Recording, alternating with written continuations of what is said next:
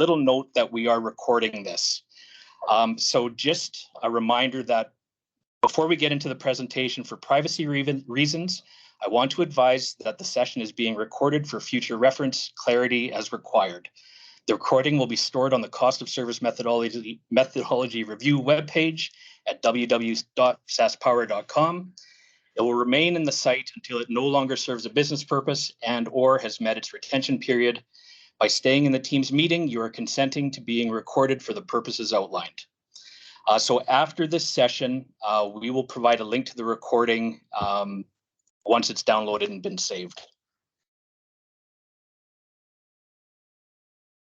Next slide, Rod.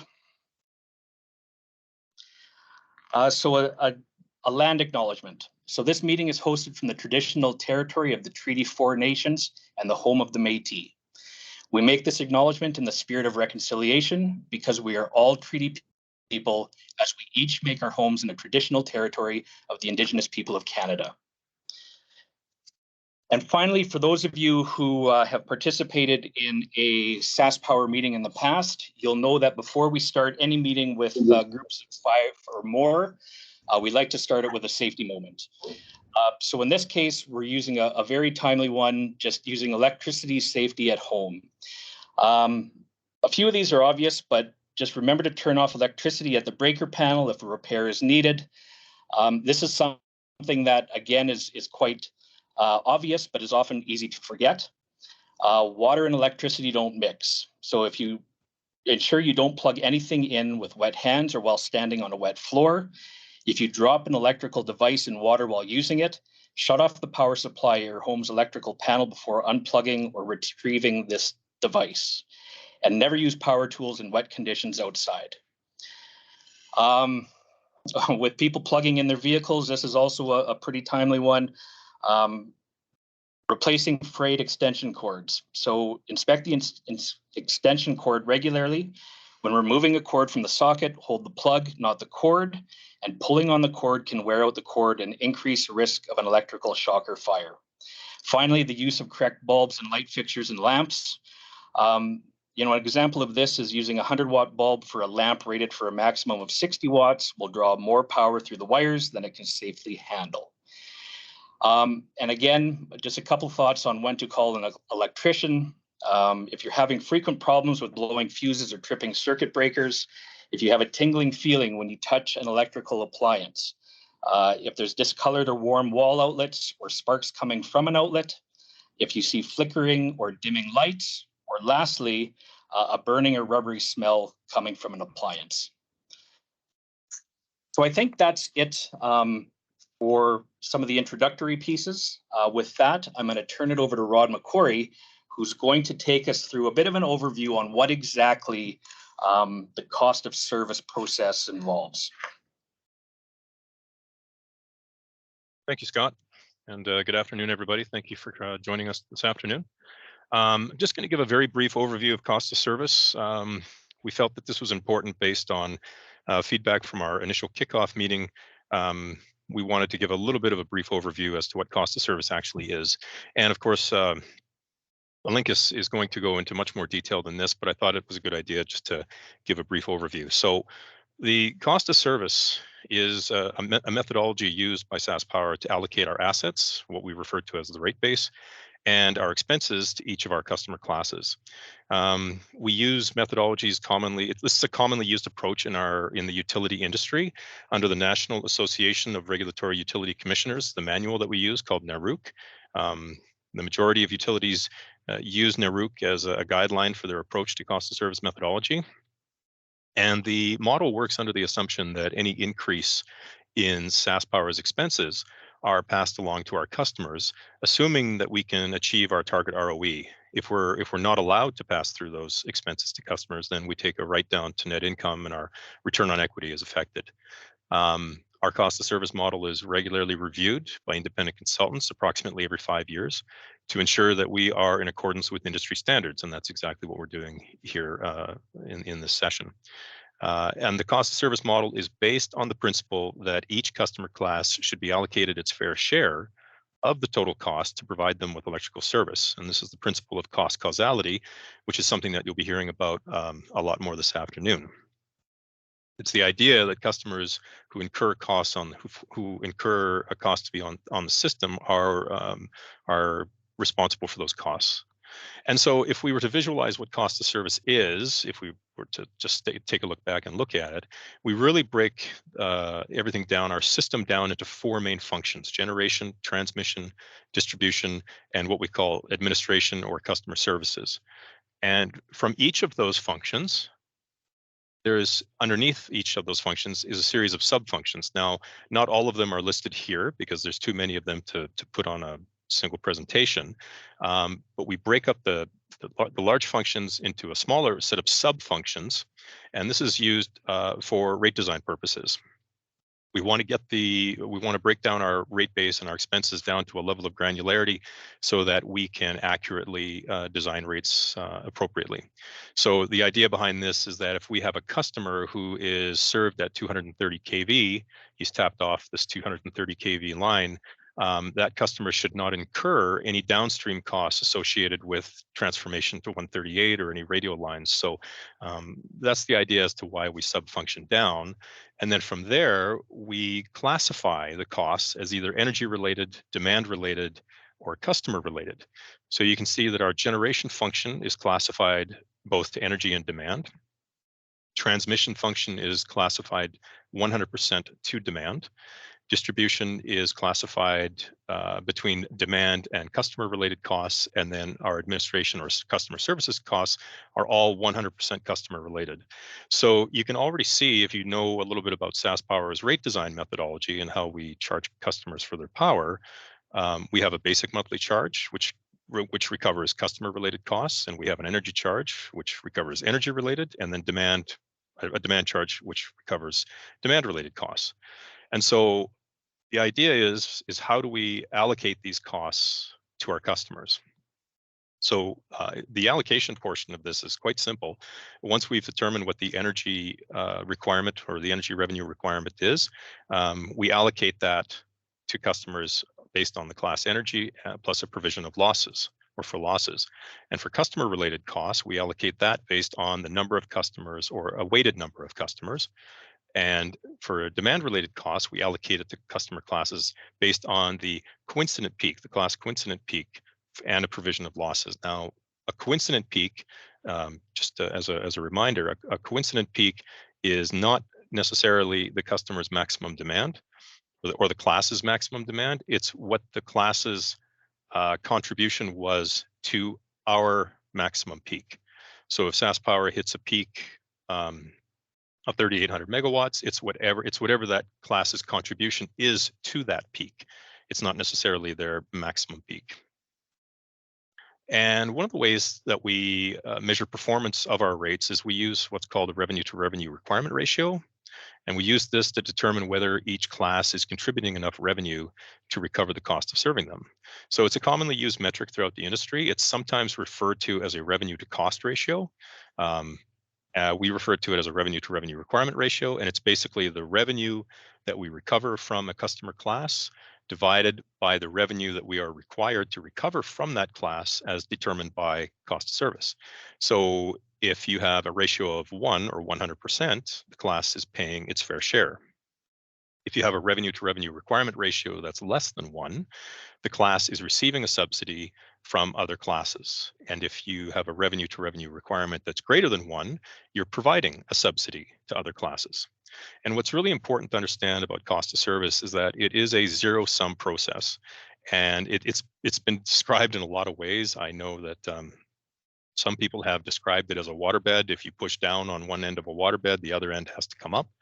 Other people have described it as a pie. It's a pie that we're just cutting up pieces of the pie.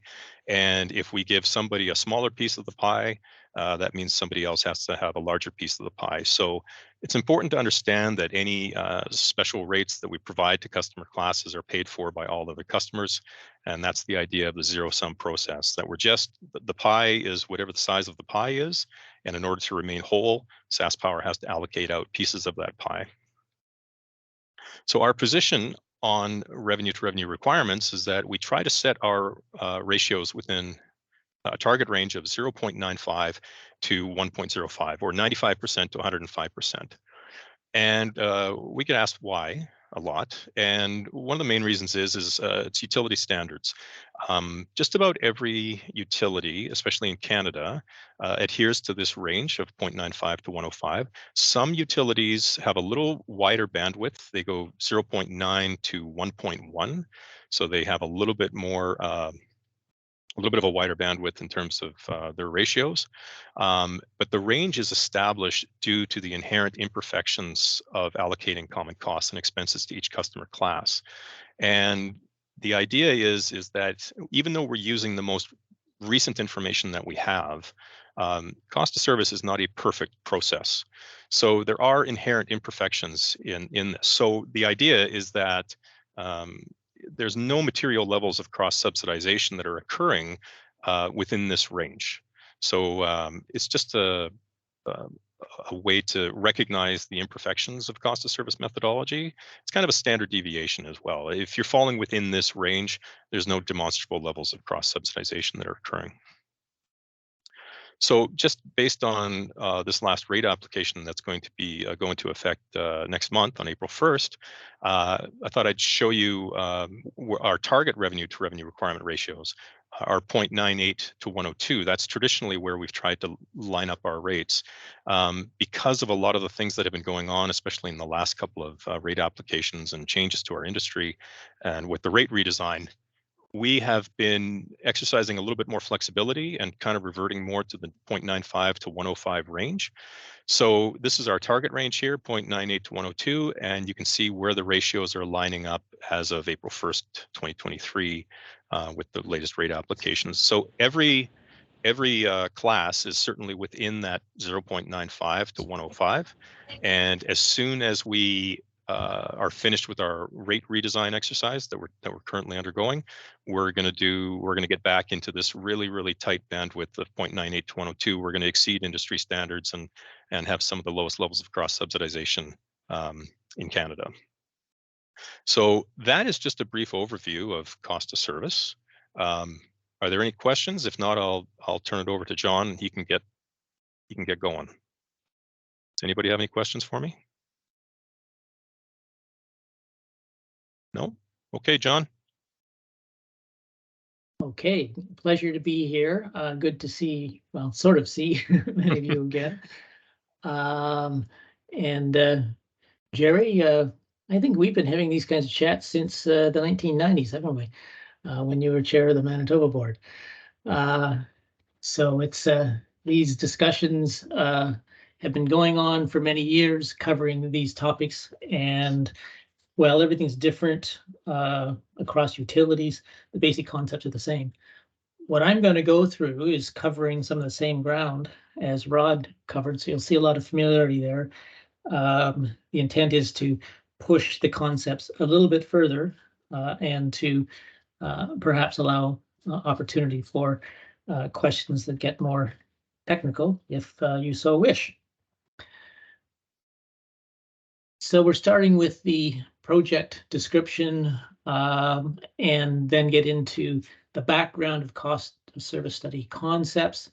That's the going into a little more detail of what Rod has just covered.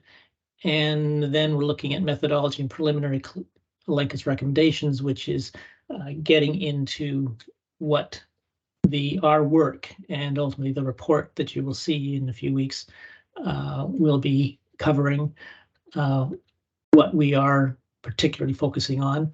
And we're encouraging any feedback you have of saying, you know, well, what about X or what about Y?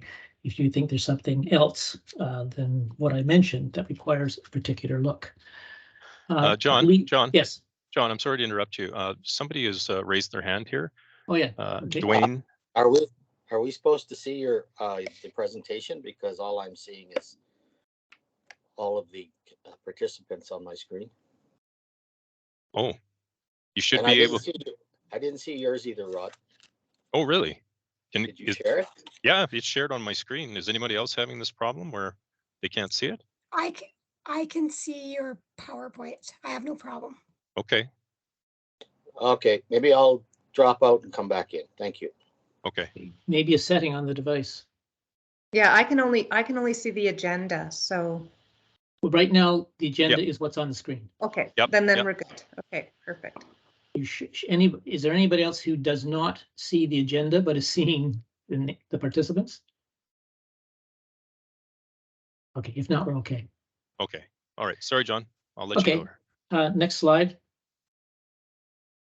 So first of all, an introduction to myself and Andrew as the consultants. Those of you who have been involved in these sessions will know Allocation from past reviews. I'm the president of Allocation, which I founded in 1980. And this is often called, the cost of service is often called cost allocation. And when you actually come to design rates, it's called rate design. So in many jurisdictions, this cost of service review is actually called a cost allocation rate design, CARD or CARD studies. And we have done these for regulators of various companies, including the British Columbia Utilities Commission, the Ontario Energy Board, the Régie in Quebec. And we've done this work for, like we're doing for SaskPower, for many other utilities. We did do the reviews in 2012 and 2017, and you'll see as I go through a couple of references to recommendations that we made in past reviews that have been implemented, and some comments on things we'll be digging more deeply into, and there's possible new recommendations that will come out of our completion of the review this time around. Andrew, who unfortunately came out with COVID a few days ago. This was going to be a joint presentation.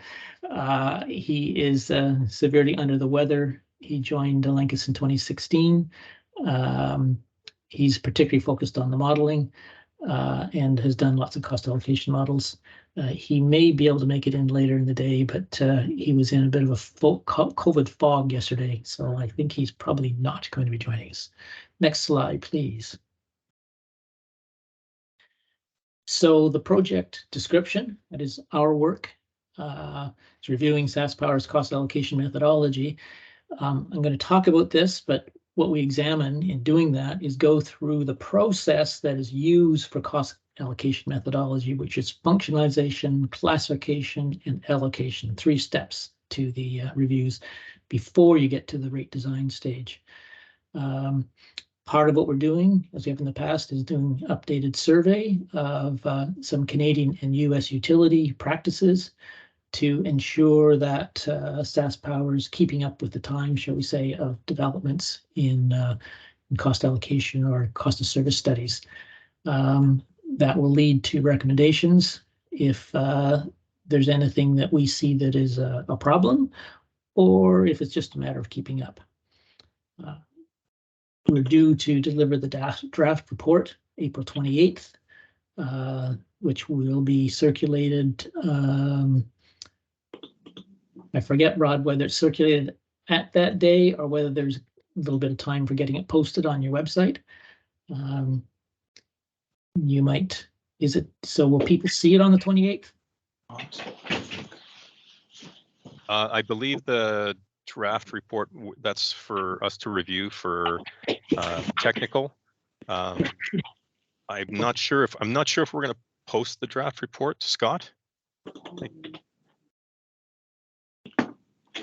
Yeah, I think the thought is that we would just kind of review the report, provide comments back to Allocation, and then once we have our meeting on the 17th, that's when the report will become available. Okay, so we present it on the 17th, and it doesn't have all the details in there, but parties, everybody on the call and other stakeholders will then address questions that we will respond to after the presentation of the report on May 17th. Those will be then be considered, and the report will not be final until June 30th. Any questions on the process for either myself or SaskPower? If not, this slide is the agenda again, just in bold is the background on cost of service study concepts, just saying we're going on to the next section of the presentation. You've seen this picture before. I won't be going through it in this fancy way with multiple stuff calling up as somebody's got it.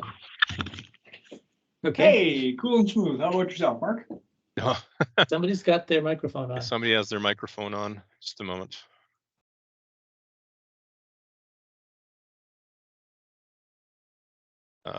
Yes. Here. Yeah. Just a minute here. How's that? Better, Sounds fine. John? Yeah, okay, good for me. Okay. So this is essentially the same diagram, and I may flip back to it when we talk about functions. But again, we're showing generation, transmission, distribution, customer service. And rate base, you see down in that blue box, SaskPower has a rate base and has expenses. The basic concept there is that the costs, if you think of the financial statements of the company, capital costs are rate base. In other words, rate base are all of the investments, current value of the investments, net book value, that SaskPower has, on which they earn a return in order to bring in the cash that's needed to pay debt interest and to provide a return on the equity portion, which is where they end up with retained earnings, which is a necessary part of the capital structure. You can't have zero retained earnings, or there's no cushion there in case of unexpected events that cause actual cost to vary from forecast.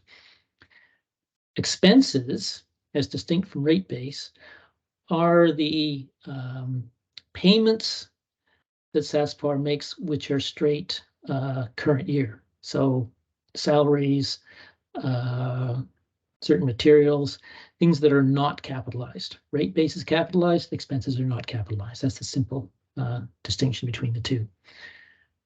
As you can see, I think the other thing I want to point out in this diagram is you'll see in the sort of in the center, there's a center across the bottom is a square box, large industrial customer.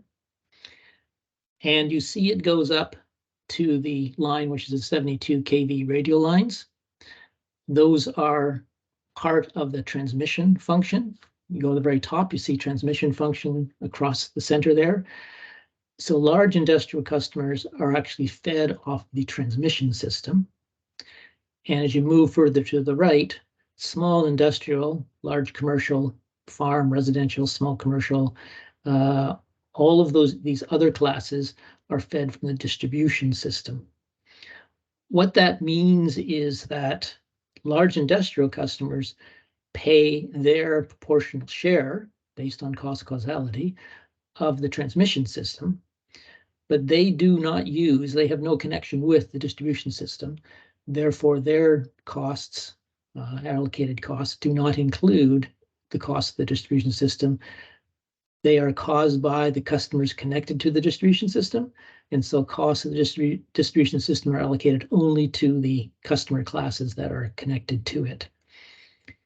Before we move on, is that clear? I'll just give a pause in case there's any questions. I believe we have one question here from Okay, Peter. just before I go to it, my screen is saying the recording was stopped. I saw that too, and I've gone in to look, and it says that it's still recording. Okay, I'll ignore that then.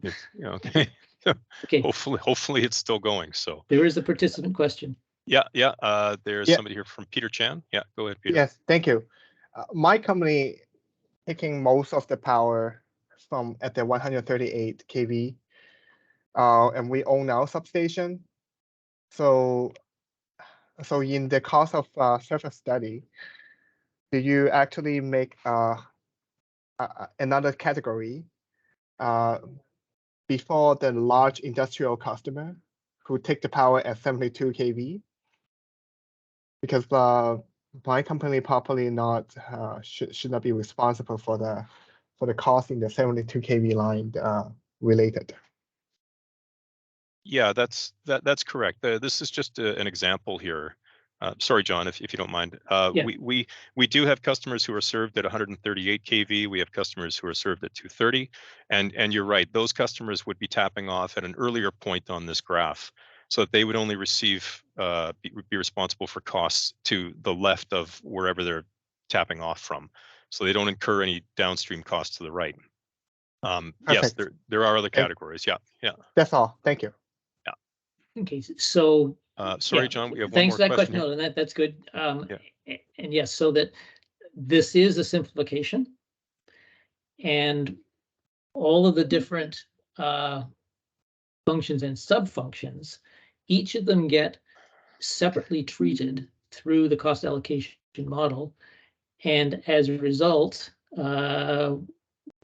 each class is only being allocated the costs that cost causality principle cost that they cause, i.e. if you're not connected to that part of or that function or sub-function, you would not be bearing the costs of that function or sub-function. John, we have another question here from Lonnie. Yep. Okay. Go ahead, Lonnie. Thank you. I'm appreciating the breakout. Question though is capital, as we all know, the cost of infrastructure and replacing that has become concerning for all of us. So as a city, we're cognizant of how far behind we are in the investment we need to put into that. And I'm guessing as a utility, you are as well.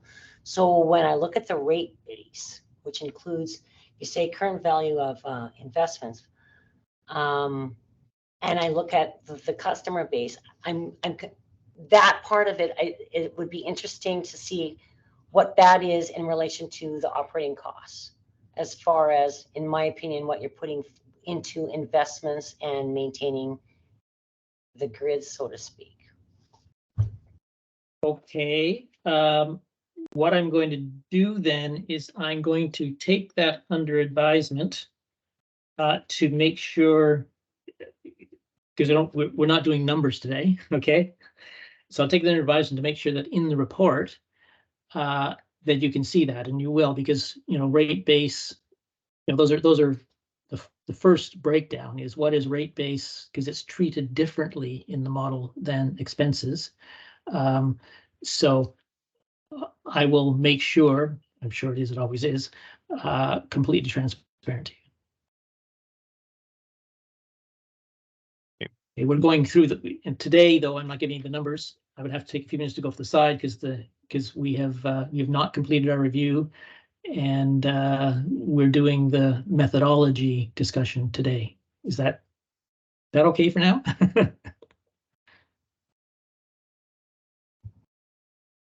Oh, absolutely. I was just interested, when I'm thinking about the generating stations and to the large customers, because for instance, in our area, we don't have enough. Our area does not have the capacity. And so there would have to be an investment in and around Yorkton in order to accommodate some of the industry that potentially could be coming on stream in the future. Okay, so the cost allocation process is starting with SaskPower's current financial statement of accounts. And this is not a planning exercise, but I think what you're flagging to the company, which is true utilities across the country, is that there can be some anticipated growth. You are not paying for the assets of the future today. You will when they come on stream and are used and useful, as the phrasing goes. And part of SaskPower's planning process is to look at what is going to be required in the future and make sure that they begin the process of putting additional assets as they're required. So I suspect that SaskPower knows about the future growth concerns that you just raised. That fair to say? Yeah. And therefore, they would be involved in your planning process, which is very, very important. But it's not, because it's future expenditures, that's not included in rate making. Thank you. I just had to get my point out there. We Yeah. want more. Okay. Next slide. Oh, no more questions, first of all. Okay. So this gets a little bit technical. Most of this we've covered in, 5 years ago, in the last review and in the previous one. But for most people, they see it so seldom that I'm sure it needs a refresher. So first of all, there are what can be directly allocated costs. Those are something that is exclusively used by a single rate class. We'll come to an example as we dig into this a bit more deeply. Virtually all of the assets of an electric utility, such as SAS Power, are shared use. Can you just, Rod, can you just flip back to the previous slide for a moment? So you can see that the generating station is producing power. Every customer class that's using power is sharing the use of the power generated by the generating stations. It's coming down the wires. Similarly, the transmission line, everybody gets their electrons down the same transmission line. Those that are large volume, that are connected to the transmission line, do not use the distribution line, but everybody who's connected to the distribution line is sharing the use of the distribution. So if you flip back to the next slide, Rod. So that's what we're talking about, the shared utility assets and expenses. The concept there for a monopoly like SAS Power is that we all benefit by having a shared utility. It's lower costs for everybody. If you had 2 utilities running through the province and you had 2 sets of transmission lines and 2 sets of distribution lines, obviously things would be more expensive. A primary reason for the benefit of sharing is because the electrons are flowing through common infrastructure. Instead of having 2 systems, you have 1 larger system. Then when we're looking at how those costs get allocated, cost causality is the primary or the main criterion that we use. Most costs are apportioned across the classes based on relative use. There's a couple of concepts of relative use. We'll get into that a bit more in other later slides. But the simple way to think of it is that when it comes to the energy use, everybody's meter measures the energy they're using. And so is by totaling up the kilowatt hours used within each class, you get the proportionate use of energy, and therefore the cost can be allocated proportionally to the classes. The goal is to have a basis for establishing fair and reasonable rates. You start with cost causality, what costs are caused by each class. That becomes the basis for the allocated costs. The allocated costs are used to establish the target rates. Once you've got your target rates, you adjust the current rates to move close to the targets, which was what Rod was talking about, and I will also be expanding on in a moment. Note that rate design is a subsequent step to the cost allocation, because we come up with, in the cost allocation process and the revenue requirement ratios, is the total dollars that you need to collect from each class.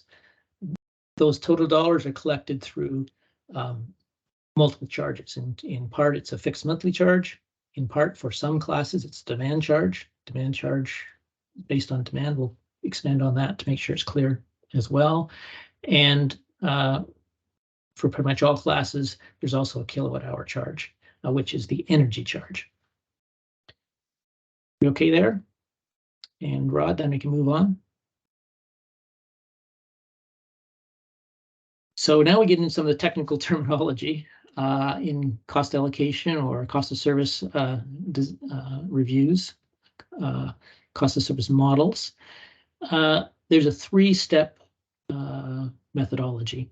I'm going to start at the high level, and then subsequent slides we'll drill down a bit.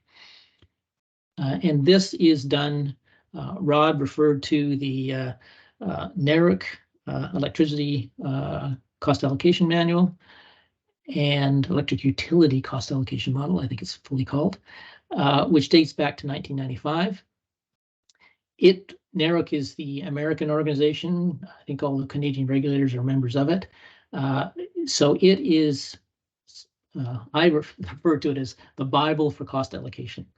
Since 1995, there's been refinements, but it was meant to say, here's what you can do. And a lot of what's in there is rarely used. So that's why when we're doing our examination to say, is Sask Power consistent with the industry, we're not just saying, are they consistent with the manual, which has a spectrum of basically everything that can be done. It has to do two things beyond that. One is consistent with normal practices, because a lot of things in the NERC manual are not common practices. And secondly, is it consistent with the way electricity utility costs are normally handled that are similar to Sask Power? In other words, when different utilities treat some of the costs differently, the reason for the differences should be the nature of their system. So that's an important consideration. And that's simply breaking it down into the four broad functions that Rod showed to you, and we're in our slide as well. Having functionalized, you then categorize. And categorize looks at what is the cost driver. The standard breakdown for categorization, or classification, it's sometimes called, is that it's energy related, or demand related, or customer related. More on that in a couple of minutes. Then the third step is allocation, where you actually take the costs, look at cost drivers. The kilowatt hour driver corresponds to energy. The kilowatt driver corresponds to demand. A customer count, or a weighted customer count, corresponds to customer related costs. And that is the basis for your allocation. I'll go into each of those steps in a bit more detail, but that's the overall methodology. Any question there? I hope everybody's with me. No questions, Rod, so we can move on. So functionalization. We're starting with Sask Power system of accounts. And by the way, everything I say here is exactly what we do for every other utility that we work with across Canada. So we group similar assets and expenses but it's drawing some. We're actually using Sask Power's accounting accounts. So generation stations is one function. That's the function of generation, right? And that's a simple way of thinking of it. But there could be sub-functions. So within a generating station, there are different categories of equipment that do different things that all are part of the generation function. So the sub-function simply says you can break that down.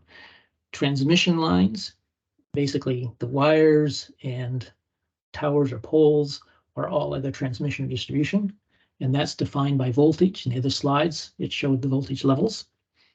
And so at the high level, the function is transmission, but in order to get the allocation right, it drills down a bit more deeply to look at the different voltages. And the question earlier made a point of that the higher voltage may serve only higher voltage large volume customers. So we keep the different voltage levels separate and feed the different segments or different sub-functions of the transmission line or transmission function. It feeds through to costs to classes differently depending on the voltage level. That voltage level also includes towers and wires, because it's not just the voltage level, it's the towers and wires that operate at those voltage levels get assigned differently to different voltage levels, which means different customers pay for different costs, only those that they cause or use. Similarly, with the distribution lines, there are feeders, and distribution system is quite complex, so this is grossly simplified. So again, feeders and all the distribution system, there are different voltages, different customers that draw their power off the system at different voltages. So it gets allocated out that recognizes that. Customer connections, meters, everybody's got a meter, but all meters are not the same. Larger customers may have interval meters, smaller customers may have non-interval meters, which are cheaper meters. Those meter costs are allocated to the classes that use a specific kind of, and therefore specific cost of meters. So all these things, different types have different costs. That doesn't mean that if you have old meters and new meters, that customers pay a different rate based on whether they have an old meter or new meter, if they're essentially the same meters. If it's a residential meter, it's a residential meter, and it goes into one pool, and everybody shares in the cost of that. Customers with old meters will, when their turn comes, when it's necessary, will have a new meter. So they're treated as uniform in terms of their use or their need. Functionalization okay for here? So examples. At the generation level, I hope I've got my numbers right. If I wasn't looking at something outdated, Rod, 17 stations. And in terms of the generation capacity, 37% coal, 24% natural gas, 60% hydro, and more. So there are different kinds of stations, but all of them feed power into the shared system. Transmission, 72 kV, I mentioned this is because these are examples. So somebody connected to the 72 kV system is going to share in the 72 kV costs, which of course includes higher voltages because the higher voltages feed 72. Transmission connects generation to distribution. So that transmission is used by everybody who uses the transmission system. You cannot get distribution without transmission. And it also connects large users. Large users do not necessarily use all of the transmission system. The distribution system, that's the lower voltage, goes out to the residential farm, businesses below 750 volt. So again, that gets broken down. Different classes of customers will have different level, if you want, of the distribution system they use. Customer services, simply basically everything other than the towers and poles and wires and generation. It's if you call SAS Power, if you the salaries of people on the line, the administrative offices, all of that is tied into customer service. Everybody shares in those costs from the president and CEO on down to customer service reps. Of course, when you look at construction people or people who maintain the lines, their costs are part of the distribution system or transmission system, not part of customer service. Customer service is the billing, answering the phones, things like that. Any questions on these examples? If not, we move on. I keep asking any questions because normally this type of presentation is done when I can actually see people and you can see people nodding or quizzical looks on their faces. And I can't do that today. So I'm trying to make sure that you speak up with questions if you have any, since I can't see it from your faces. The classification gets into the demand, energy, customer related costs.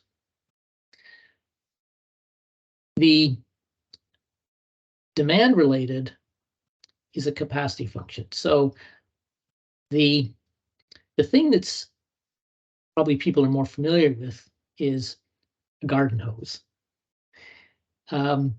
Garden hose is a kind of pipe. It's analogous to the wire. The diameter of the hose affects how much water can go through it. Although the pressure in the hose is analogous to a voltage. The higher, if you require more water per second than somebody else, that means you have a higher capacity requirement. It's exactly the same thing for capacity for energy. So if you have a 100 amp service, because amperage is measuring the flow of energy. If you have a 100 amp service, when you're running that at capacity, 100 amps, you are going to be drawing less energy through the entire distribution system, transmission system, out of the generation capacity system.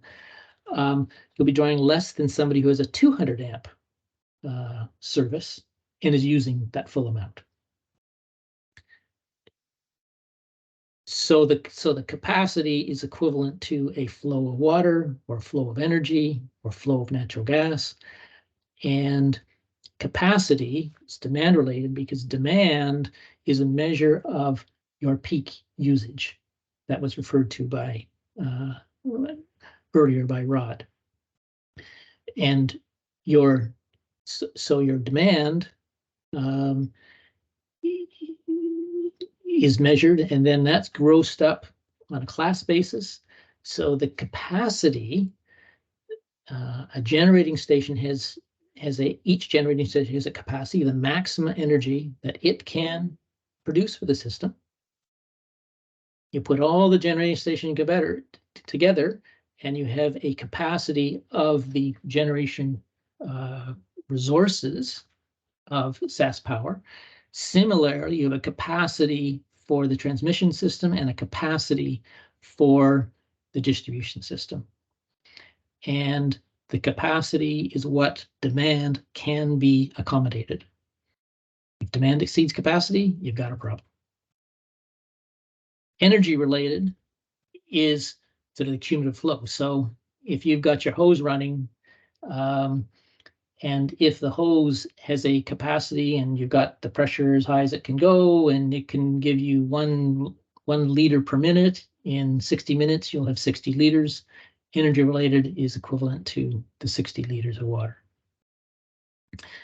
Customer related costs are costs which are determined essentially by the number of customers. The more customers you have, the more meters you need. The more customers you have, the more customer service stations you need. They differ by class. There's a nuance there where the model, the cost of service allocation,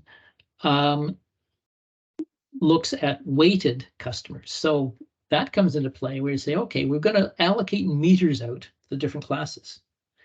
But one class, a larger volume class, for example, may have meters that are twice the cost of a residential meter. Therefore, the weighted meters would say, okay, a larger volume customer with a more expensive meter, those are weighted, so it counts as 2 residential meters.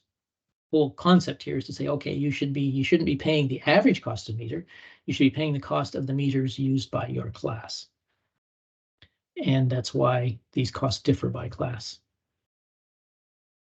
We're okay there? Moving on, Rod? Yep. So corresponding, and this we've touched on this. Cost allocated SAS power customer classes, the primary allocators, as we call them, which is used to share the costs proportionately. The kilowatt hour for energy, the kilowatts for demand, number of customers, weighted number of customers, and there's some direct assignment. The example there is street lights. There are street light costs aside from the energy, which says this is just directly allocated.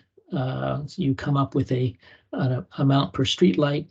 Nobody else uses the same thing. Nobody else uses luminaires that are, I think they're supplied by SAS Power, right, in the streetlight class. They are in most utilities. Part of that cost is actually the luminaires, the fact they're on poles, and so on. So those are costs which nobody else shares in. So those costs that nobody else shares in go directly to the class. And that all produces the total allocated cost by each class.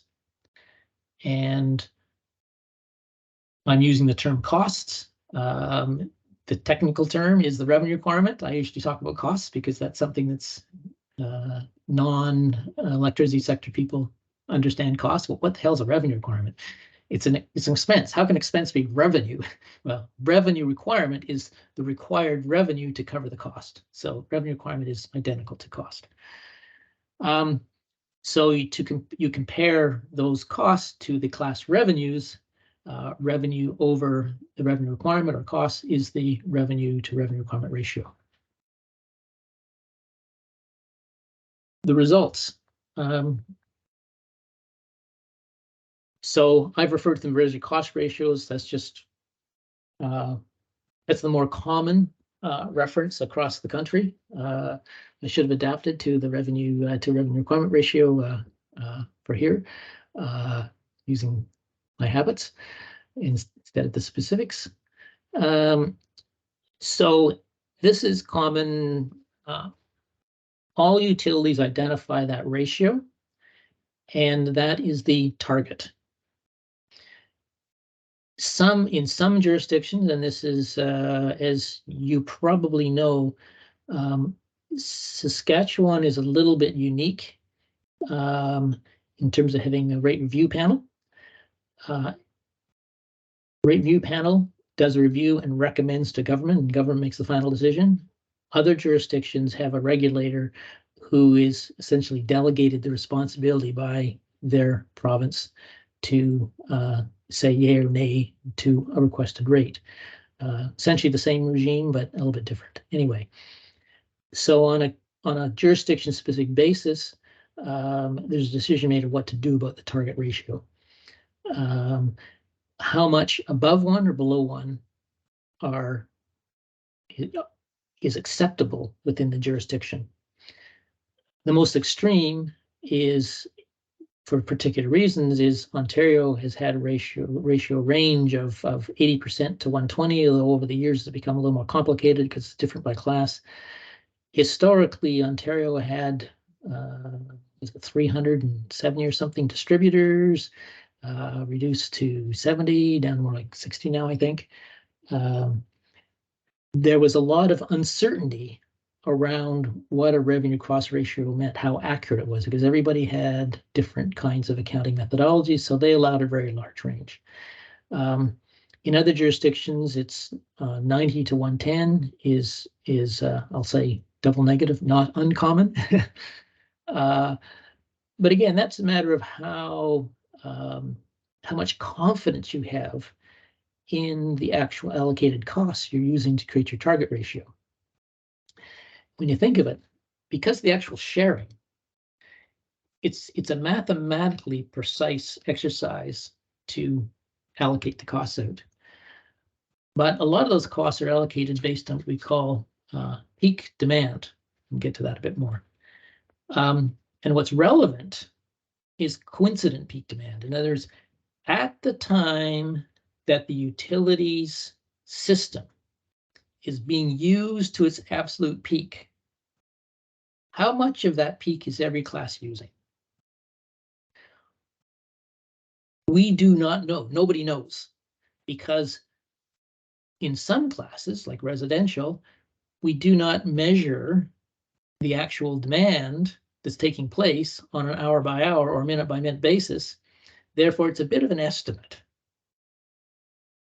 All which is to say, when it comes to allocating costs, you're using a bit of a rough, not highly rough, but a bit of a rough guide to get there. So you know that the numbers you come up with in terms of the target ratio by class are not perfect. Therefore, it makes sense to allow some flexibility. In addition, the way demand and energy goes from year to year, demand requirements, you have a cold winter, you have warmer winters, it bounces around from year to year.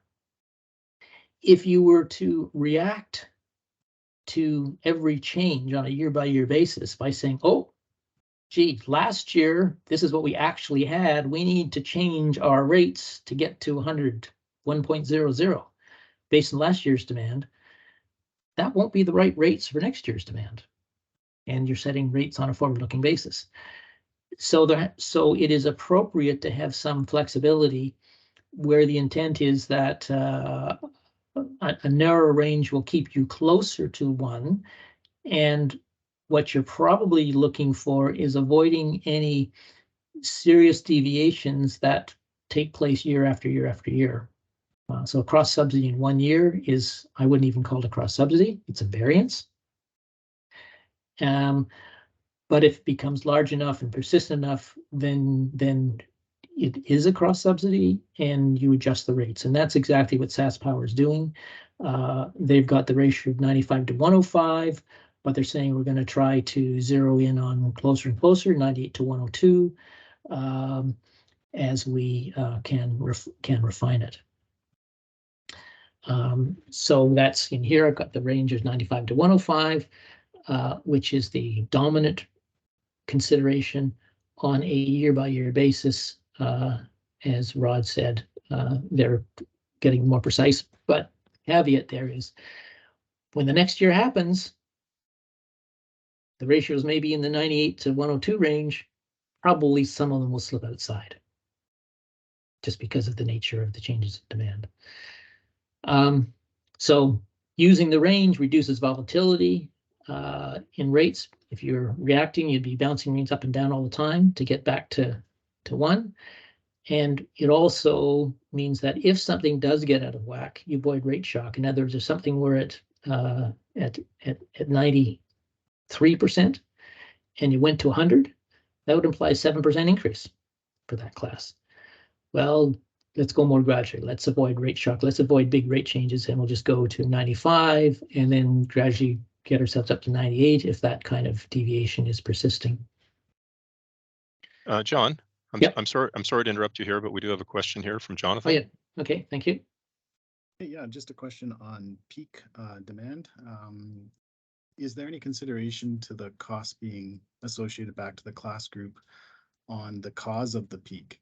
And what I'm getting at there is if I just decide to start up a bunch of wells, yeah, I'm demanding more, my peak goes up. But if there was a monstrous storm and the whole power grid goes out, it's not really, quote unquote, fault is the wrong word, but it's SaskPower isn't able to produce. And then all of a sudden, all the power comes back. There's a massive peak by everybody. Are we all sharing that cost, even though it wasn't necessarily our fault? And again, I know fault is the wrong word. Right. No, I mean, that sort of unusual circumstance would not flow into the data. I suppose first of all, tell me if I'm getting too technical here. When that happens, if it does not happen at the coincident peak, and you'll see we're for SaskPower, we actually have 2 coincident peak measures, summer and winter. If that happened on a day other than the day that was anyway coincident peak day, you probably would not exceed the peak for the season. So probably would just disappear in the data. The point you raise is something perhaps more to SaskPower on an ongoing basis as they measure their peaks for use in this process. If there were a peak which was identifiable, that it was created by an anomalous situation, such as one you mentioned, would that be ignored? Rod, do you know the answer to that question? Well, I think the best way to look at it is we don't just allocate costs based on a single winter or summer peak. We actually, when we're designing rates, we do what's called the tri-average peak. So we take the top 3 summer peaks and the top 3 winter peaks and average them together. So if something like that were to ever occur, and if it did happen on a coincident peak, it would basically be watered down or washed out, because we're taking so many other.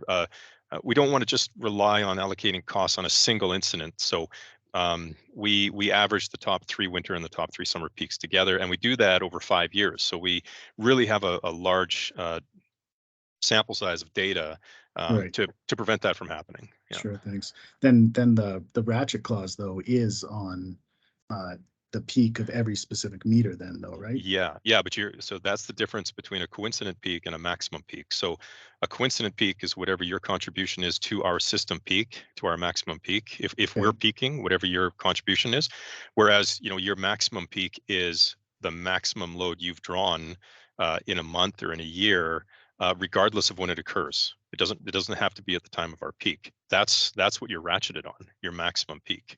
So again, if there is, say, an act of God, all the power goes out, and then you guys come back on, we need to restart all our wells. Our ratchet, we're going to be paying for that act of God for 12 months, or for 12 months, I think, right? Because it's going to be a huge peak due to something we didn't control. Well, I mean, if I guess if all your wells are tied in together, or these are all just separate individual wells. Like I'm just thinking like potentially yes, if the power goes out and the whole system goes down and everybody automatically resumes their normal usage immediately when the power comes back on, yeah, there could be a demand spike for sure.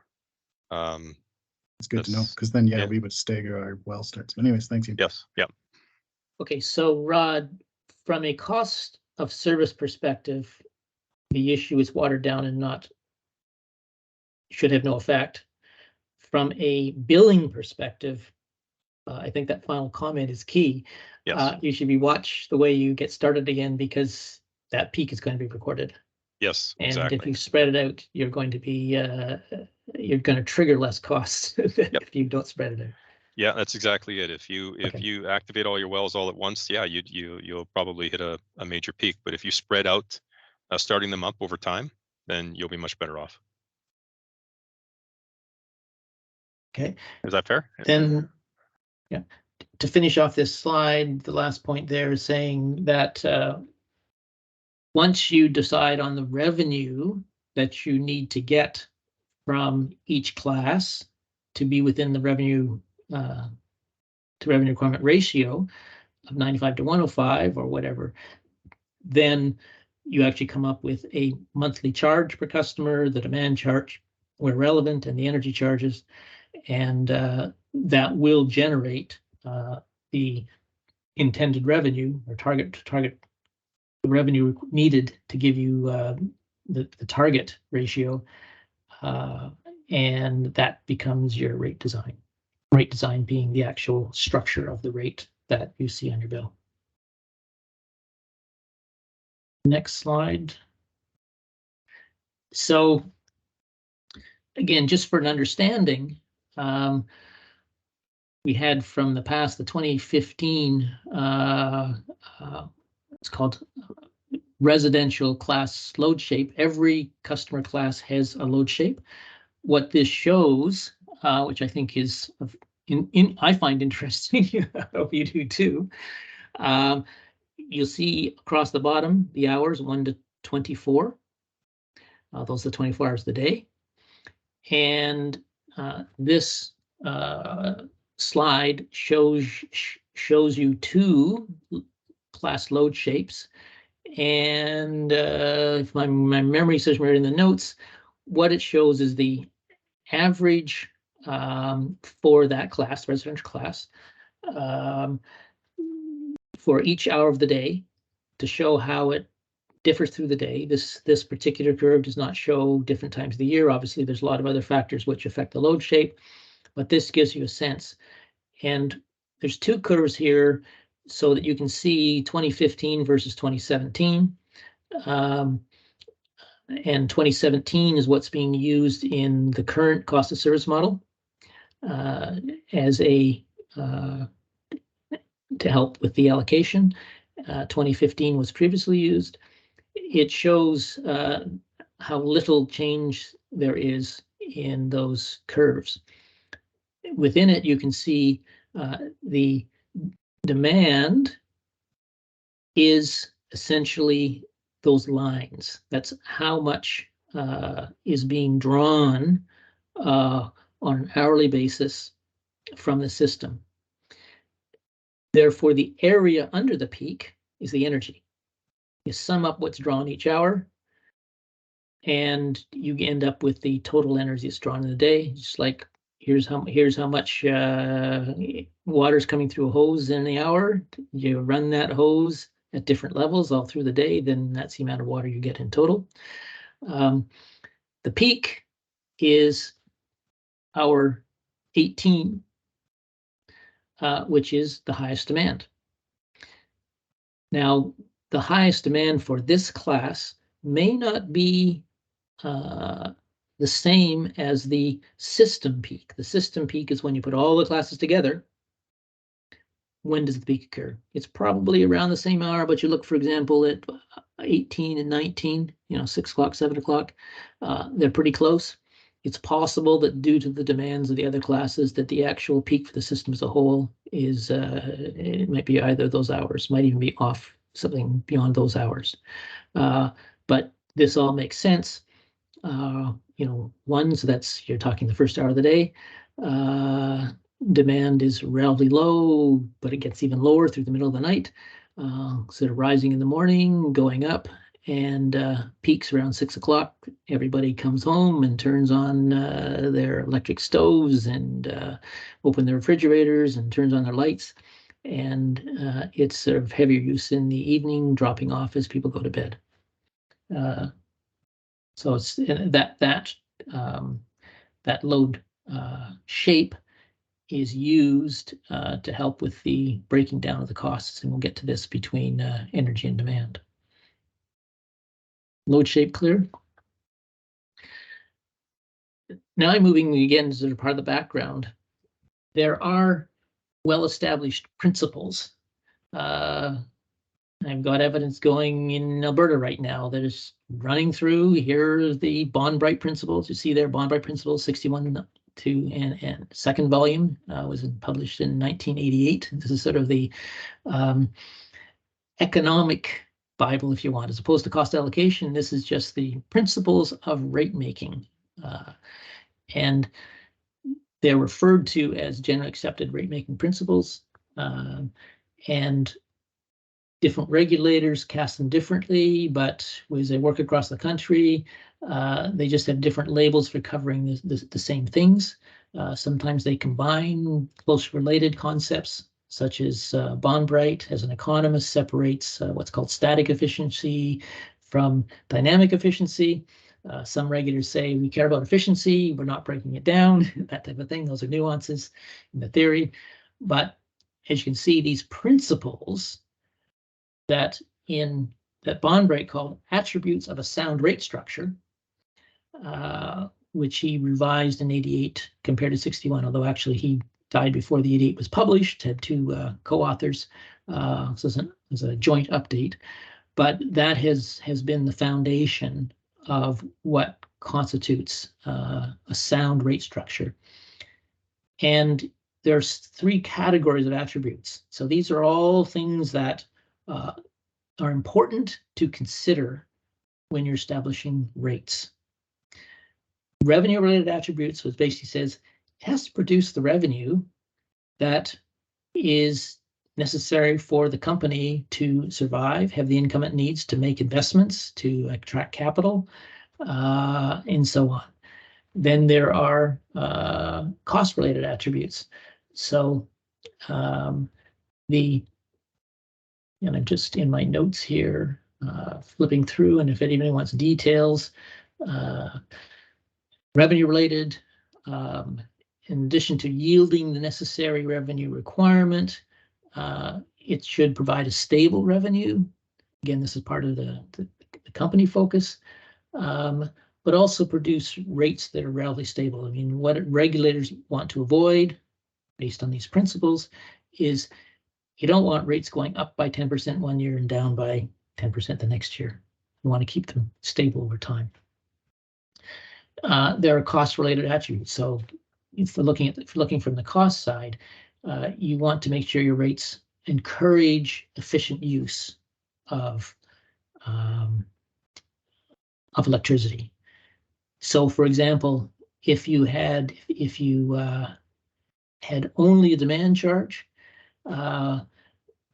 people wouldn't care how much electricity they use when their demand is less than their peak. So that speaks to the need to have an energy charge to provide an economic motive for customers to be efficient in their use of electricity, not only in terms of demand, but also in terms of energy.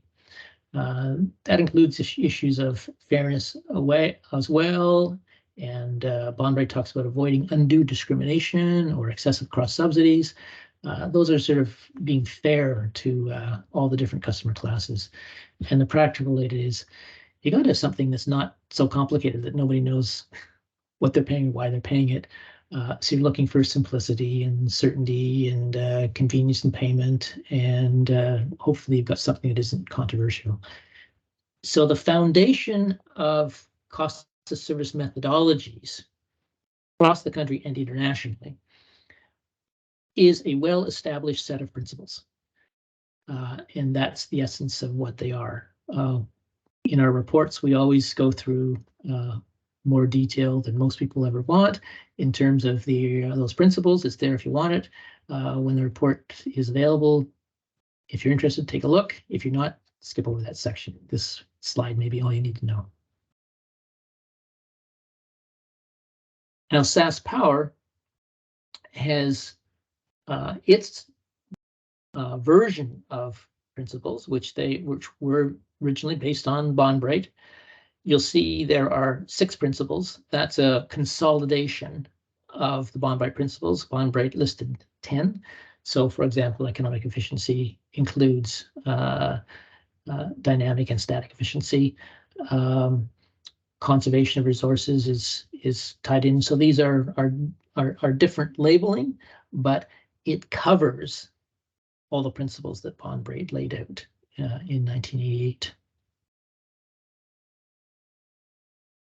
So I guess that's just saying that at the level of principles, SAS Power is and always has been acting in a way which is consistent with the principles that are widely accepted and used in other jurisdictions as guidance in setting rates. All right, I think you went on. Okay, so now we're moving from sort of concepts to let's get into SAS Power methodology and preliminary Allocation recommendations. The methodology in part, we'll get back to that NARIP manual, and there's a couple slides I'll skip through that if you want the details, it's there.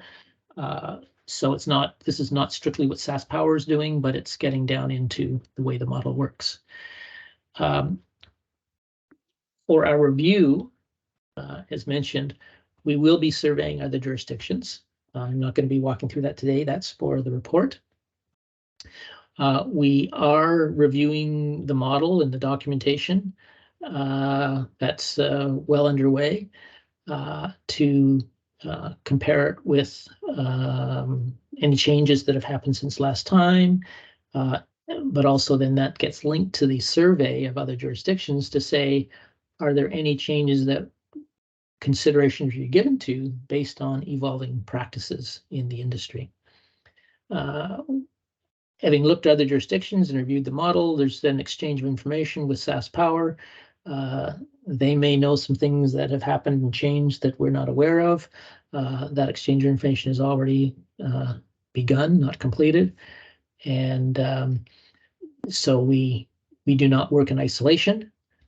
We make sure that we ask questions about what may have changed and issues that are of concern to us to see what's going on. It's not an audit, but it's our role is similar to an auditor. They come in and say, they look at what you're doing and saying, why are you doing that?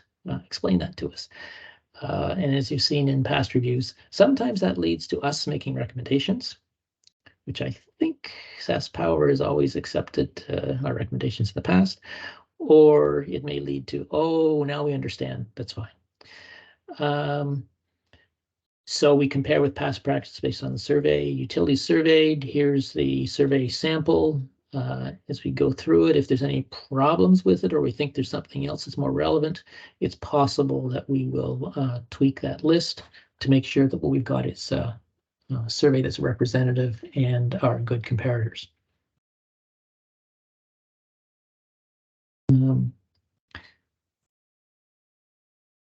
So we can say clearly that SAS Power follows the traditional approach. Everything's done is exactly the way we described and is at a high level exactly the same as every other utility across the country. They're not out of step. The second level bullet point is pointing out that it's currently using 2021 data, so that's quite current. Some cost of service models use the historic data once it's clean and verified and part of published financial statements, audited financial statements. Sometimes forecast are used. The advantage of using historic data is there's no controversy over,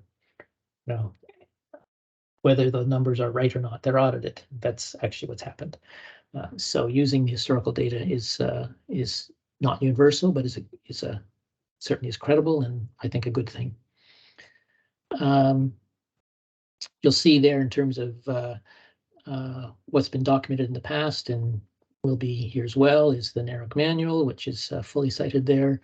The important thing in the manual, and we're going to get into this a bit, is that there are many acceptable methods. So thought has to be given to drilling down and using the method that is most appropriate for a particular utility. And part of that is not just does it make sense in isolation, but by looking at what others are doing. And there are many different opinions. What comes out as standard practice is a pretty good indication of what is reasonable. Next, please. So starting with functionalization. That's very, you look in the electricity industry, how do you do it in a way that's different than generation, transmission, distribution, customer service? That's pretty intuitive and obvious for the industry.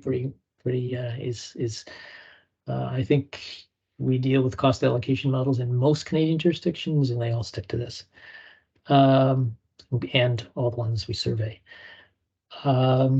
based on the system of accounts. So what that means is that there's actually a model. SAS Power has a model, cost of service model. It starts with SAS Power's costs. So 100% of the costs, whether they're capital investment, whether they're cost of capital, which supports that capital investment, whether they're expenses, all of them go into the model. They get assigned to a function and then flow through the model. So it's an exact match to SAS Power's actual costs. I note here that, and there'll be a little bit more on this, the carbon tax, which is a relatively new addition since the last review, it's treated in what is essentially the same way, i.e. the carbon tax is a cost which is incurred because you're running generation that uses fossil fuels. And so it can be functionalized and go through the whole process. It is derived through a parallel calculation outside the normal cost allocation, as I understand it, because there's requirement, provincial legislative requirement, to present the amount of carbon tax being paid as a separate line item in the bill. That means you can't kind of bury it in with all the other costs. It is kept out so that you have the numbers you need as a carbon tax line item.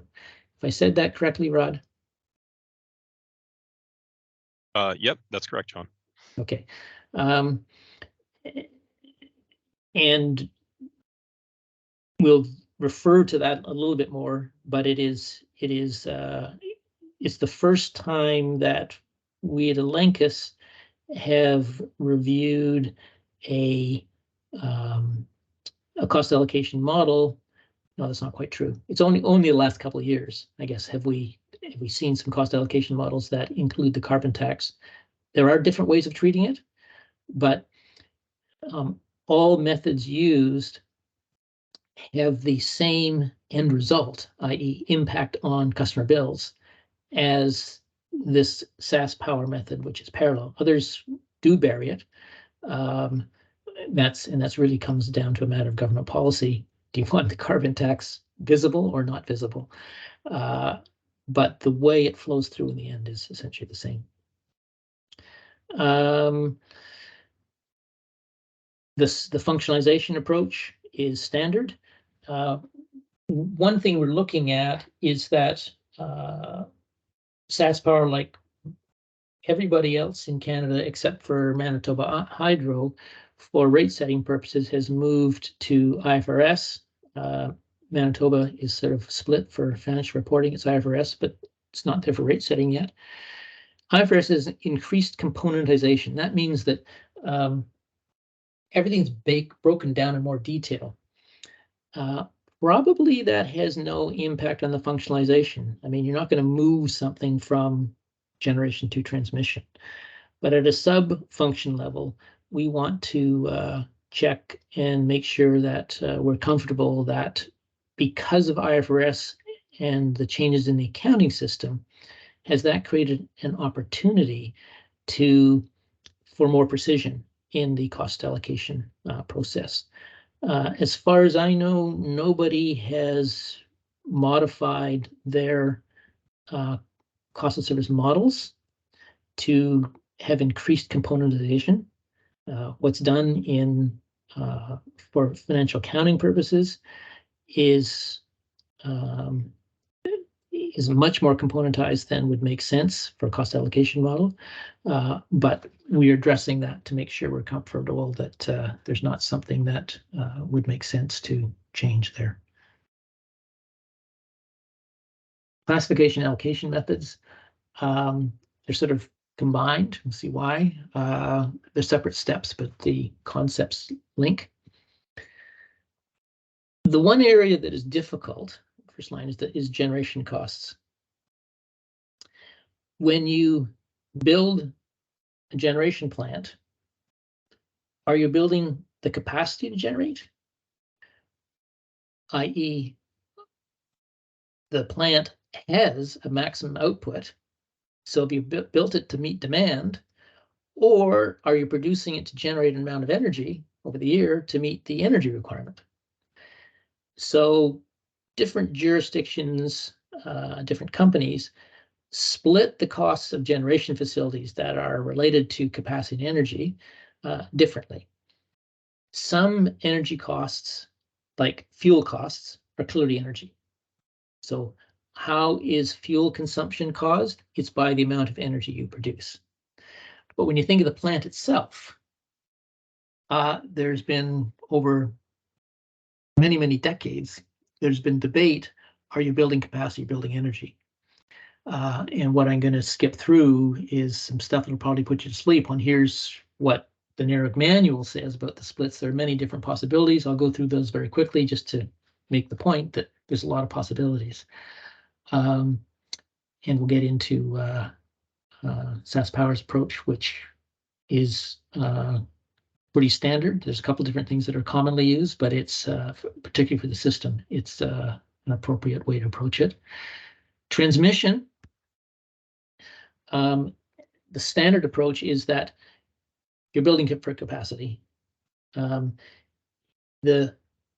not building transmission lines and towers while you do carry electricity.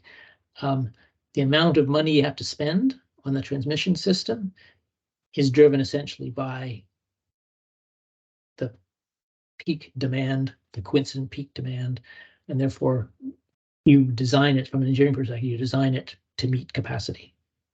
Peak capacity, therefore, is a demand item. Distribution is also driven by capacity. How big do you need your wires? How big do you need your poles in order to get the power through to people? What's interesting is that the transmission line essentially quite true, but there's one, the transmission line, the main line is feeding everybody. And it's the coincident peak, it's the overall peak of the system that drives transmission costs. Distribution, there's a lot of local variation. You have to, different parts of the province, different parts of the distribution system do not peak at the same time. Therefore, it is common to use non-coincident peak measures to allocate the costs of capacity, and we'll see more on that. Customer costs, completely standard, use weighted customer-related allocations. Customer costs like the metering and customer calls are not caused by demand or energy. Through this process, as always, we'll be revisiting the classification alternatives. Not really expecting any change, but flowing through from any changes in functionalization, there may be some flow through things that we'll at least have to look at. Anything further there? Okay. So variable costs, fuel costs are energy related. Then how to classify capital and other fixed costs. We're talking generation classification now. So you drill down from the functionalization, generation down to the classification of it. The NARUG manual identifies many different methods. There are several. You see what it says here. Peak demand methods, there's 5 of them. Energy weighted methods, there's 4 of them. Time differentiated methods, another 4. So there's a lot of things that the manual says in the right circumstances, this is a reasonable way to do it. And the next few slides, ones I'm going to go through fairly quickly, just because they're showing you the range. So the 2 in the title just says second slide in this thing. So there's the 5 demand methods. I believe we went through this in some detail in last year's report, or last year's 5 years ago report. Just as information purposes. I don't think we need to spend time on that today.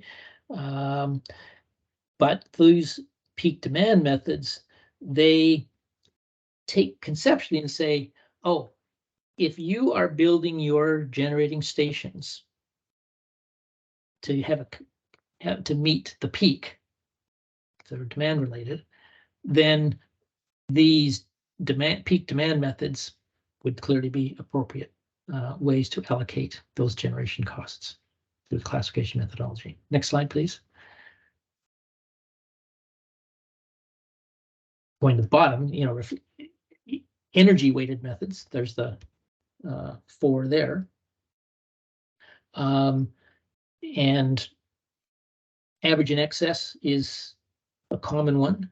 Equivalent peaker used to be used by SaskPower and has been is no longer, which is that change, that move to average in excess is consistent with our recommendation and consistent with the way common practice has evolved. We've seen the move away from equivalent peakers in other jurisdictions as well. Base and peak in certain systems, that's also makes sense. But average in excess conceptually, and you can go through the details, is what makes sense for SaskPower. And all of these approaches are widely accepted because it's recognized that you're building for both, and to sort of say it's all demand or it's all energy is somewhat arbitrary. Therefore, doing this conceptual demand energy split is perhaps a compromise, but it's more reflective of saying, neither of the extremes are right, so let's not use the bookends, let's use something in the middle. Next, I think there's one more on, yeah. And then time differentiated. These are rarely used, partly because of complexity, but some people attempt to use them in order to get more precise drivers of the costs, production stacking. So that's sort of saying, okay, you have a dispatch order, certain generation facilities run first, and other ones you get to only in peak or in super peak periods, and therefore it's appropriate to look at this through production stacking or base intermediate peak loads, which is sort of a similar concept.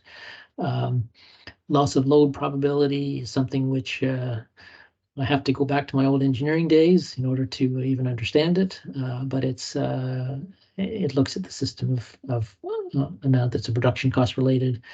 Probability of dispatch, again, that links the upper ones of when's it going to be used. None of those are commonly used. They can be complex, and if your supply mix is changing, either due to different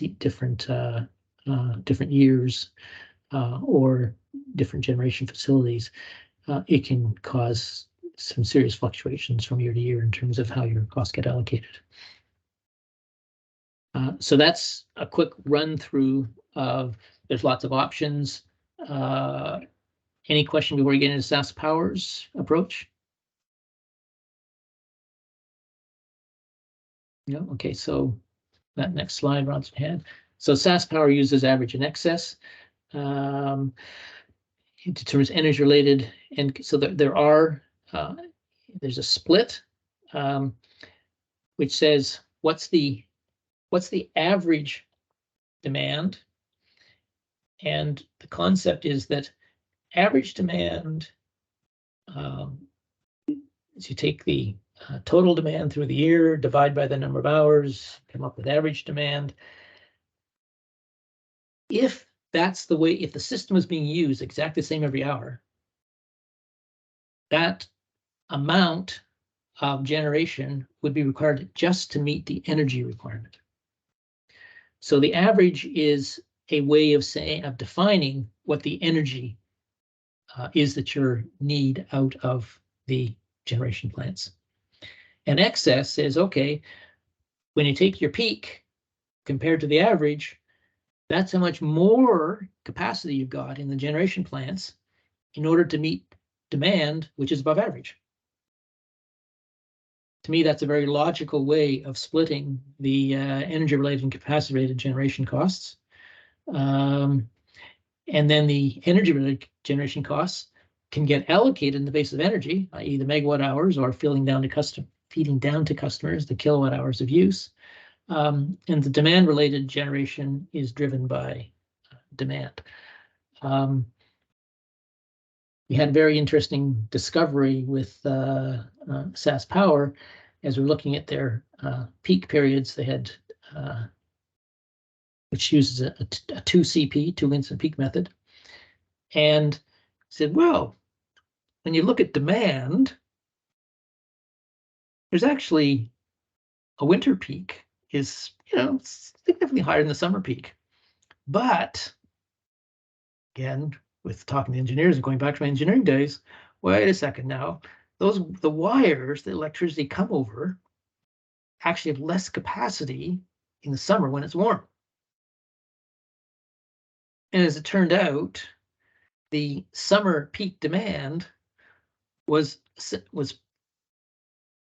pretty close to the adjusted capacity, or at least the amount by which the peak demand as a percentage of the capacity when the wires were warm was very similar to the peak in the winter when cold wires carry more electricity.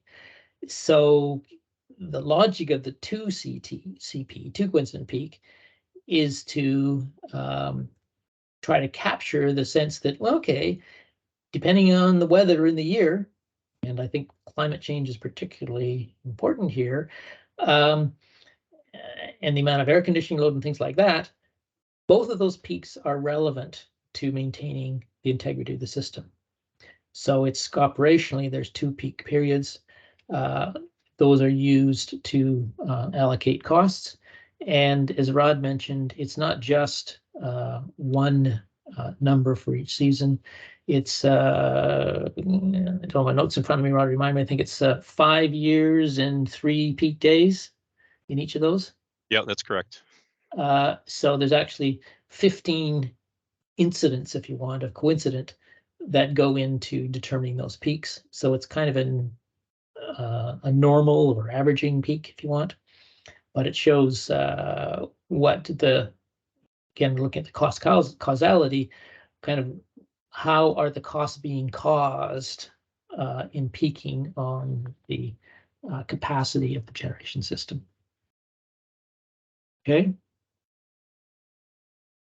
When you move the transmission line, again, standard, I think I mentioned that, the standard approach is to classify and allocate it based on capacity. It's built. There's really no consideration given energy. It's okay, how big do the wires transmission have to be in order to accommodate the system? So it's built for the peak, not energy. And when you're not at peak, you've just got spare capacity and since sitting empty. So it's the peak that drives the costs. So transmission is 100% classified as demand related. It's allocated to the classes based on that 2 coincident peak method, same as generation demand related costs. Remember, in generation, all the costs aren't demand related. There's a split between demand and energy. So this 100% of demand, that is being allocated the same way as the demand portion of the generation costs. Okay.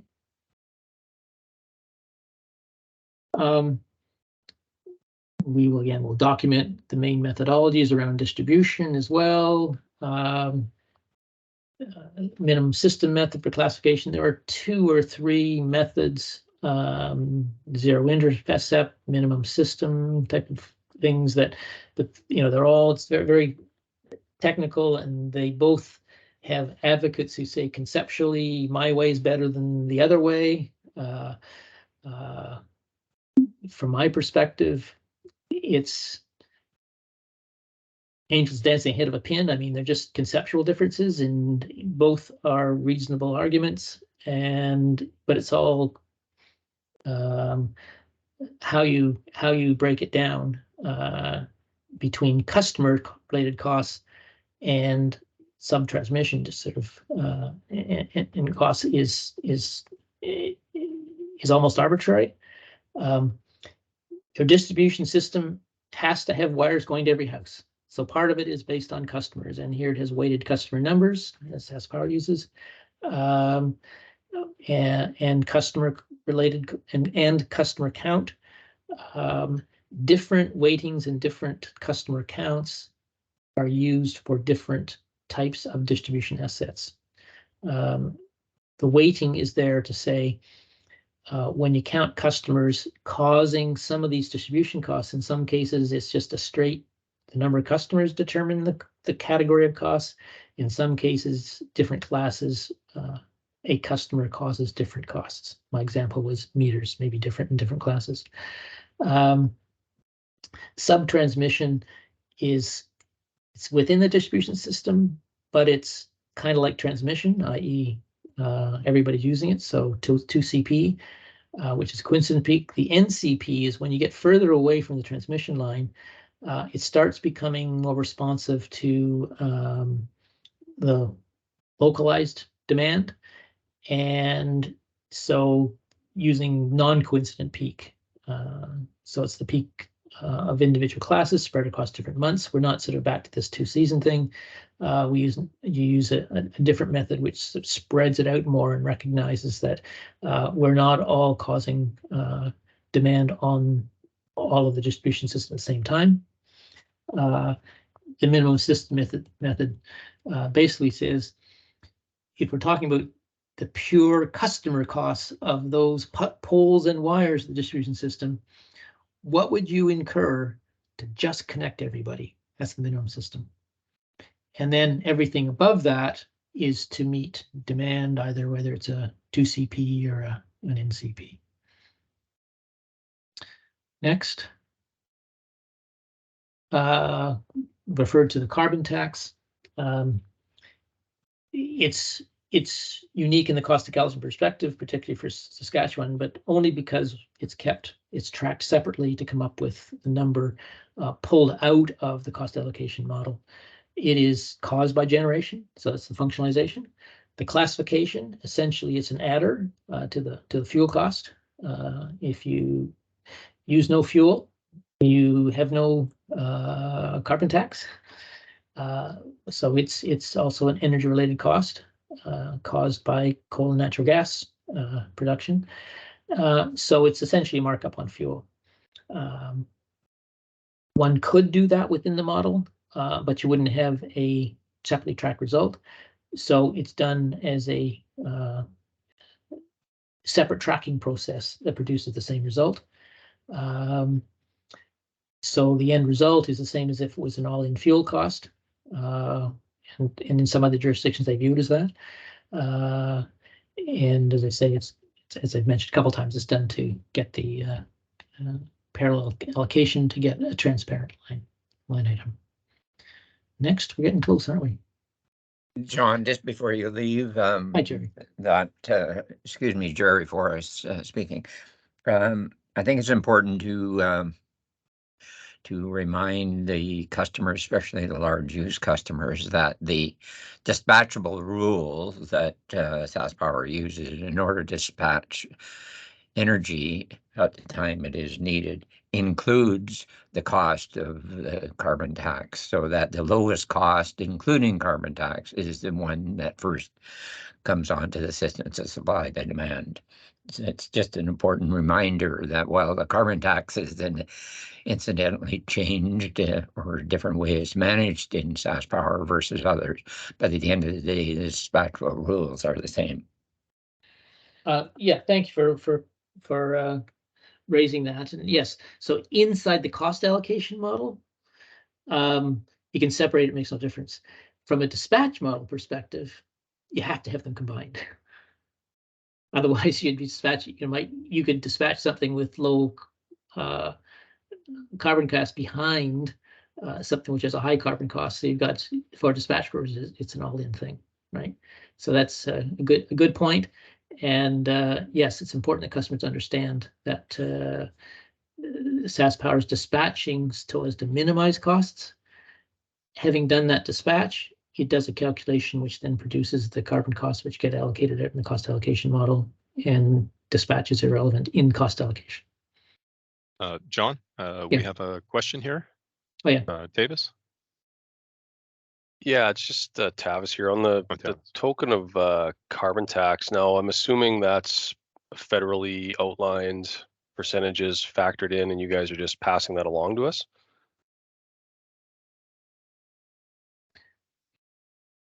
Yes, that is correct. The federal government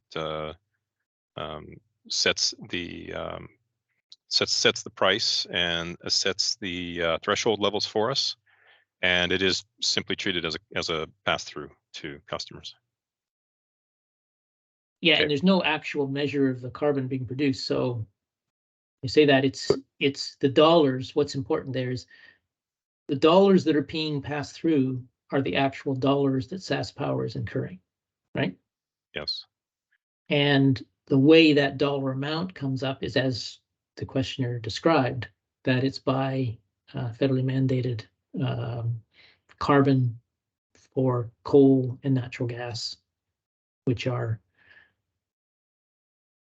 the primary sources of the carbon as far as generation is concerned.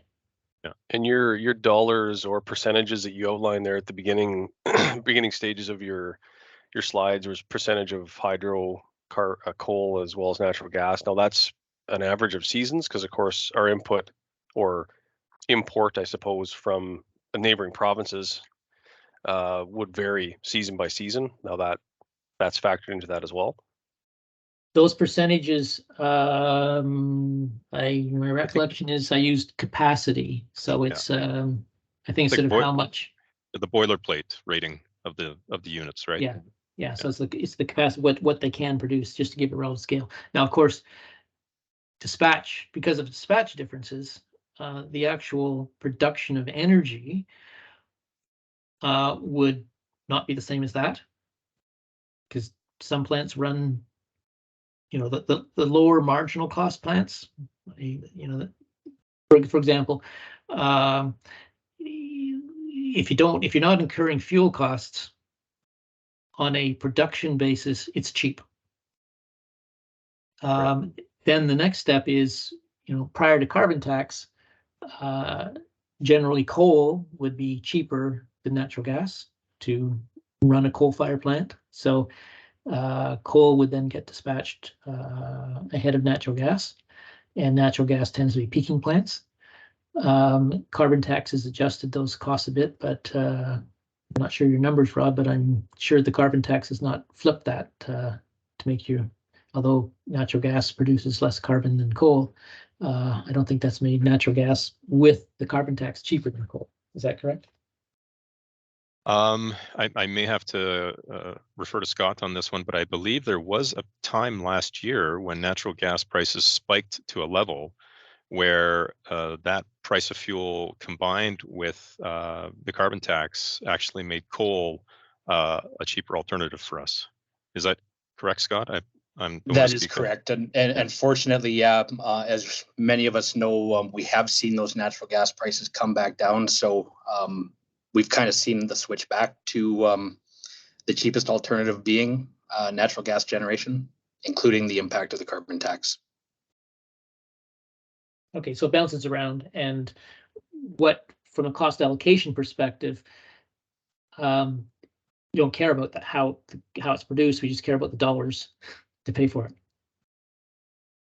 Yeah, our fuel and environment group determines or estimates what SaskPower's annual carbon expense is going to be in a year based on how they feel the units are going to run or how they're going to stack the units. So they go from lowest to highest cost. And they provide the finance, my area, with a number that says, okay, this is our estimate of our fuel expense for the year, and then from that we take that dollar value and derive the rate riders from that, based on the forecasted energy use for the year. Does that help? Questioner, you're happy? Yeah. Yeah. I mean, it's obviously quite a jump. You know, I'm looking at a fairly hefty bill, which, I mean, as we all are across the board. Hence why I'm joining in on this. But yeah, it's more just to get a bit of information on it, because I understand it's a blend, and I understand that there's, you know, lots of different things to consider. It's just yeah, some of this stuff. Yeah, it is what it is. No, I agree. And we pay GST on top of the federal carbon tax too. But you're double taxed, yes. Yeah. But it's the fun of it. Yeah. Which, of course, GST is provincial. No, federal. Well, GST is federal. So do you have provincial, or you don't have HST? I'm thinking different. We have PST. But it's not on the carbon tax, just GST. But it's not harmonized, right? Okay. Yeah. So yeah. So only at the federal level you're paying tax on it. Yep. Okay. Do you know who to complain to? Which politician? Okay. Are we okay with this slide then? Rate design. SaskPower uses fixed and variable charges. Fixed charge, the basic monthly charge is fixed. It's a fixed on a monthly basis. Each customer pays, you know, that monthly charge. And everybody's got an energy charge, which is cents per kilowatt hour. And that's the basic monthly charge, and the energy charge is all that's on the bill for residential and energy billed small commercial customers. The other classes, there's different rate designs, as it's referred to.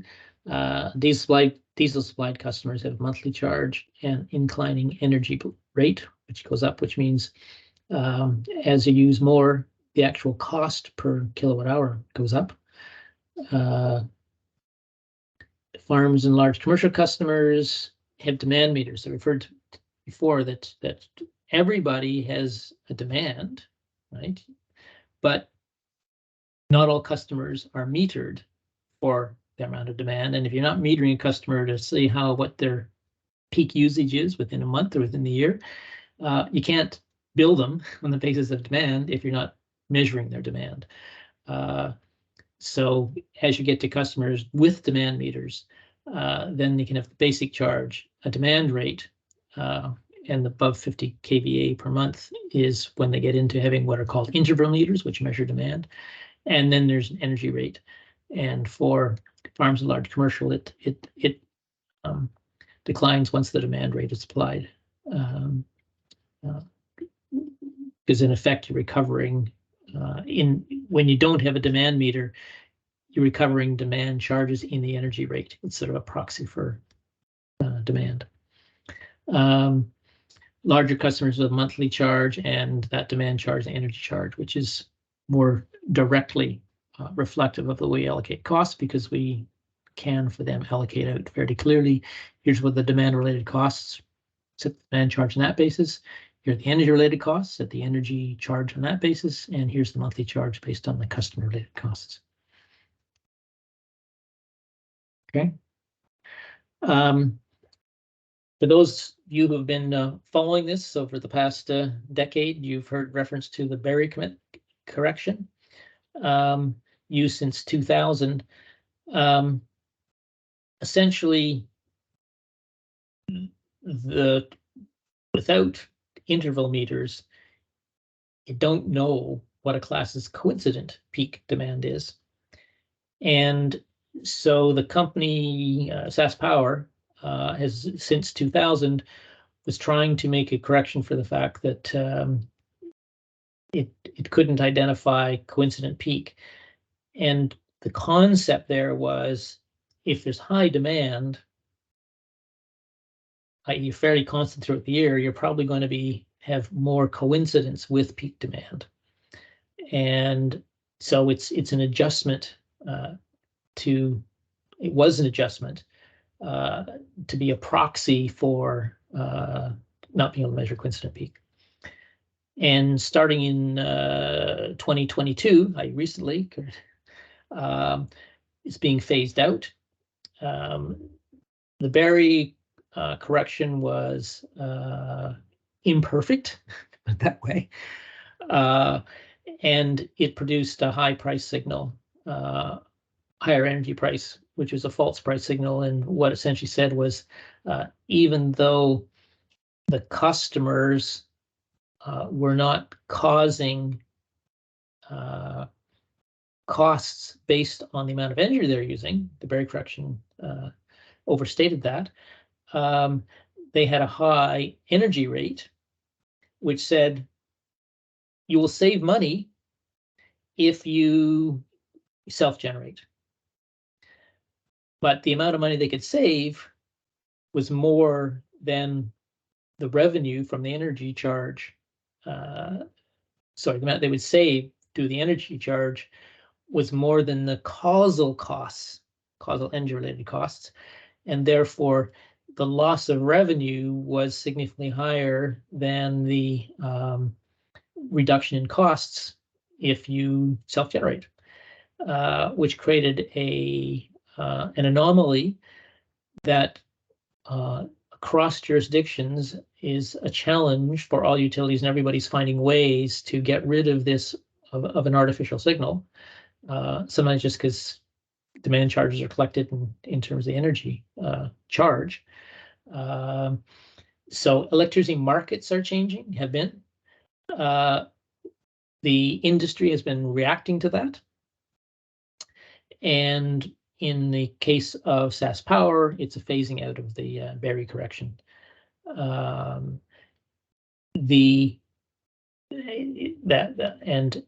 another incentive from a regulatory and company perspective is that the change in the Berry correction or the similar types of changes elsewhere facilitates unbundling of rates. In other words, the industry across jurisdictions and across countries has been moving for many years toward rate structures that more closely match customer rated cost to the customer charge, demand charge to recover demand costs, demand related costs, and energy charge for energy related costs, which allows unbundling, and everybody pays for more closely to what costs they cause. This change in the Berry correction we recommended in 2017. The company accepted it. It was not a simple thing to do, as I understand it. So That's why it's starting now, and it's a phased adjustment to eliminate the barrier correction to avoid large changes in customer bills, is my understanding. Correct, Rod? Yes, that is correct. We started phasing that in just with the last rate application starting in 2022. So it's going to take us probably another 3 to 5 applications potentially to completely redesign the rates. So it is disappearing. It should be gone completely before the next review. But this is a move which is consistent with industry trend. And from my perspective as a cost allocation and analytic person, you've got rid of something which is kind of an anomaly and is a false price signal and moving toward a more analytic approach.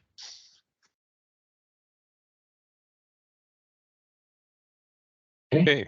Yep. No, that's great, John. I think I'm going to turn it back over to Scott here as we go through the next steps. If there are no questions Okay, right yeah, now. that's it. That's the end of my part. I think the last slide actually is sort of questions generically. So it can be anything. So if you want to come back with a question with me, I'll be here for the next couple of slides. So ask them now or ask them at the end. Yeah, actually, we have a question from Mitch here. Mitch, go ahead.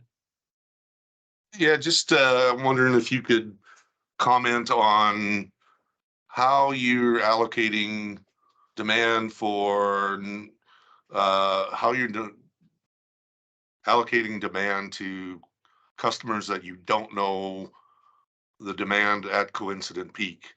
I know you've talked about this before, but residential customers, even commercial customers that have demand meters aren't necessarily yet metered at time of use. So just wondering if you could make a comment on how you're allocating demand to those customers.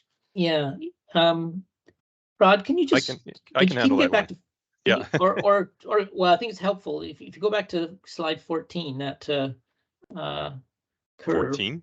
Yeah. Oh, slide 14. Yeah. Slide 14 was the curve. I think it's sort of helpful. Was it 14? Yeah, 14 shows the curve.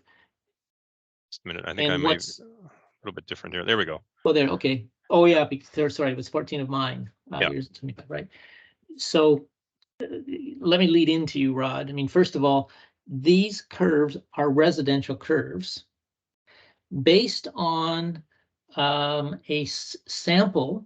So the company does load research and they have residential customers, a sample of residential customers, representative sample of residential customers that actually have interval meters that are for load research purposes. So this curve reflects the load shape for those customers that they actually measure the hourly use. And then essentially they scale it up to be representative of the total demand of the class. So this is an estimate of demand, but most utilities across the country do load research. And so they end up with an estimate, if you want, of the peak.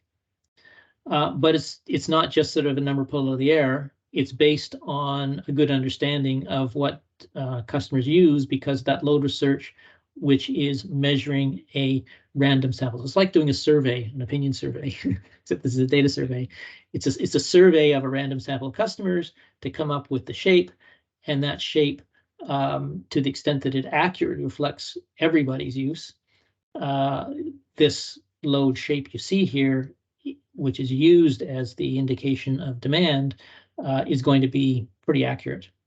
One reason why I asked for the let's compare 2015 and 2017 is that the sample, some people have left and no longer have interval meters, so the sample's a bit smaller. I was curious to say, okay, should we be concerned that we do not have a good estimate of peak demand?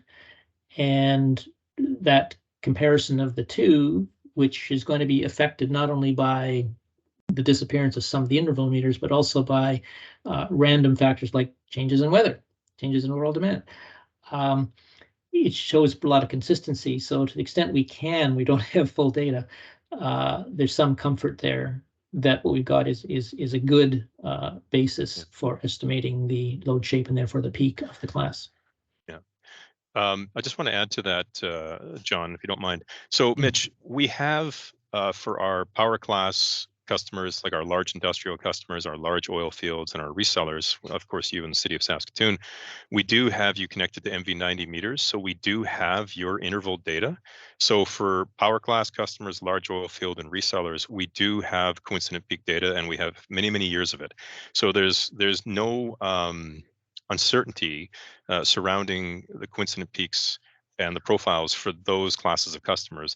The issue is the mass market customers, so that would be residential, commercial, standard oil field, and farms. And what we've done here is exactly what John had mentioned, is that we have a representative sample of interval meters out there, and then we take that representative sample and we extrapolate it to the larger billing class. To get an idea about exactly how the class is operating.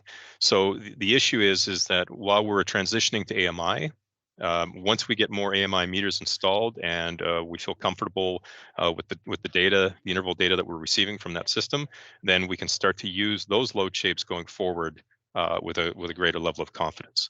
So just so that we're clear, we're not exactly guessing here. We do have data for power class and large oil fields and resellers. We know that. The mass market is a little bit more foggy, just simply because as we're transitioning out to AMI, some of this interval data that we were using in the past, it's representative and it's consistent, but we just need some newer data. So does that help, Mitch? It does, and you did answer my second part of that is just as AMI rolls out, will you be able to be even that much more accurate? Definitely. That's the plan. As we get more and more meters out there, we are going to start mapping out these load profiles and getting the information as up to date as possible. John, Jerry Forrest again. In your presentation, you talked about using your data source as 2021. Is that 2021 fiscal or actual 2021 calendar year? It's fiscal. Fiscal. Yeah. And that's really the latest that you have then, Rod? Well, that's the latest base file that we've completed. We're just finishing up 2022 fiscal base right now. So yeah, that's the last base file that we have for 2021. Yeah. John, of course, we've known each other for a number of years, so and we probably are not surprised.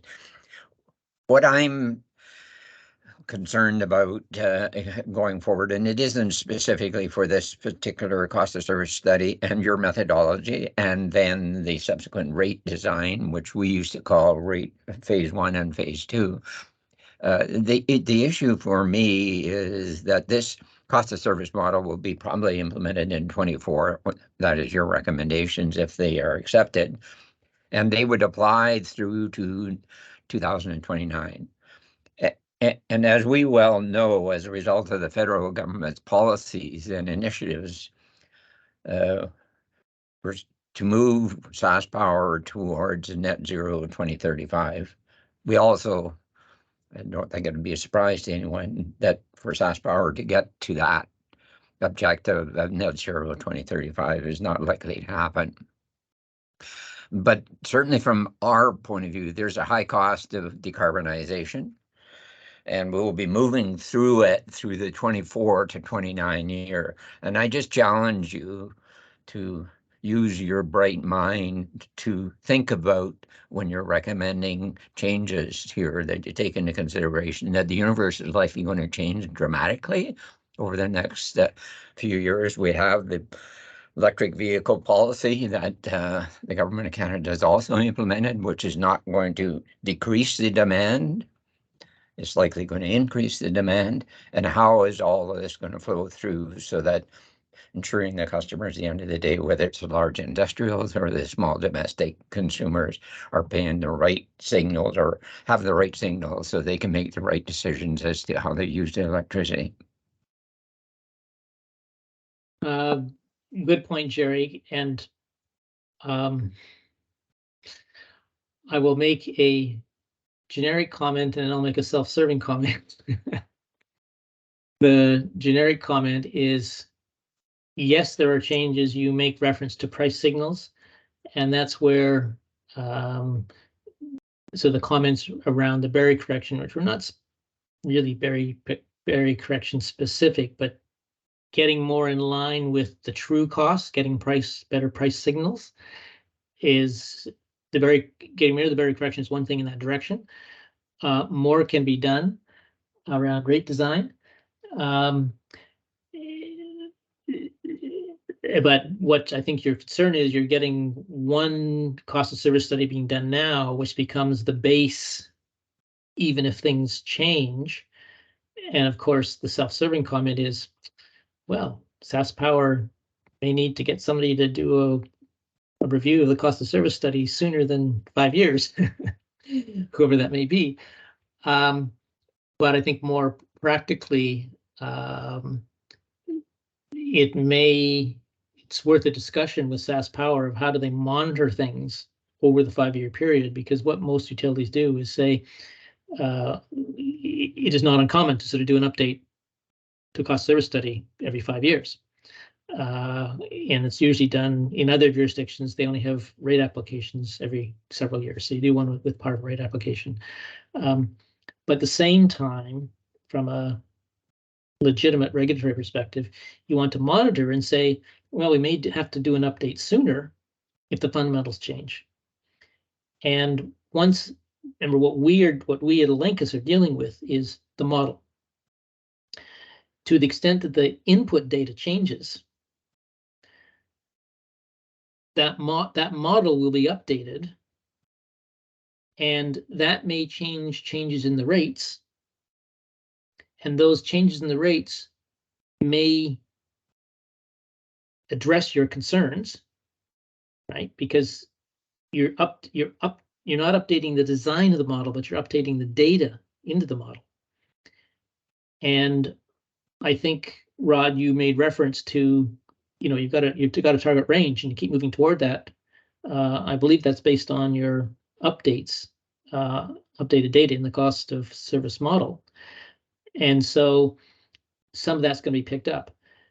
In addition, presumably, you would be looking at, is our model still correct given those changes? Is it the data that's changed, or is it the structure of the model that has been impacted? If it's just data, that's easy to deal with. Is that consistent with what you're saying? Well, Rod, in terms of response, I've sort of responded for you from my perspective. And Jerry, you know this stuff really well. Is that sort of what you're looking for? Yeah, I just certainly from my perspective in my career, the changes that are going to occur in the next decade for electric utilities in Canada is going to be significant, and much more significant probably than anything in the past. And I just want to make sure that all stakeholders, whether it's the users or the utility themselves, as we move through this stormy weather in the years ahead, that we are well prepared and we do it fairly. That Absolutely. Help? Yeah. No, I understand where you're coming from, and I think, and what my takeaway is, make sure we think through what will be addressed by updating the data, and doesn't require sort of going back and saying, is the model right? And are there things that may actually drive a need to revisit the model, which would be left with SaskPower? And it's possible that there are some changes that can be anticipated where the model could even be, in a sense, flexible. So without going through a long and expensive exercise, there may be some tweaking that may be needed. But that's if it's based data, then that will happen. Yeah, thanks, John. And that's just, I just wanted you to be aware that those are some of the thought process that we may want to consider going forward. Okay, and appreciate that, because we will, when we do that first report, for the 28th. And then it goes to the public meeting on the 17th. We'll be presenting that. There will be questions coming in on what we're doing. And so a heads up, and if anybody else has anything they'd like to say as a heads up, the best process is that if you have concerns, they're dealt with in that first report. That's not waiting for a comment to say, oh, did you think about? In case we say, no, we didn't. Now you're halfway through the process and we have to add to it. It'd be great to make sure those kinds of issues are up front. So thank you, Jerry. I'll make sure that's included in the first report. Okay, I think I'm just gonna, I appreciate everybody staying on who stayed with us. We're 15 minutes over on our time. So if there's no objections, I'm just gonna pass it over to Scott here to go through the next steps, and then we can open it up to just an open conversation or session here. Yeah, and I'll be really quick with this. So the end goal is to have the report completed by the end of June. And so I'm just going to touch on kind of the next three milestones. So to John's point, what we'd like to see or like to have is that if you've got further questions or if there's certain topics you'd like to see addressed in the report, again, we'd ask that you put that into writing, email it to the email address that you see on the right, which is cosreview@sasspower.com. And, you know, we've put in some target dates here that obviously there'll be a little bit of flexibility on, but just as a goal, if there were questions to either Sass Power or to Allocation or comments on what to include in the report, if they were submitted by the 22nd, we would target having them back and posted onto the website by the 30th. And then from there, we'll do a very similar form to what we went through today, where we'll send out meeting invites and switch the focus of the presentation to Allocation's draft findings in the report, and then we'll proceed from there. So those are kind of the next three milestones. And if we go to the next slide, Rod, just going forward, this is a screenshot of where you can find information relating to this review process. So if you go right onto Sass Power's website and click on accounts, which you'll see in the top left-hand corner, and then down in the far right-hand side, there's a separate rate page for the cost of service methodology review. So we'll put a copy of this presentation underneath that link. And just one other note, in our last meeting, somebody was asking about a copy of the previous report, which was done in 2017. So we've gone ahead and added that report under that link as well. So that's where information will be shared going forward. I think that was all I wanted to touch on. So again, I'd like to reiterate Rod's comments. Just thank you for participating today and sticking with us as we went into a little bit of overtime. But that said, I think if there's any other additional questions that you wanted to clear up now, I think there's still a few minutes available that we'll stick around for. And if not, we look forward to possibly hearing from you through the process on the 22nd. And again, you can expect another invite from your key account manager or through the website for a meeting on the 17th.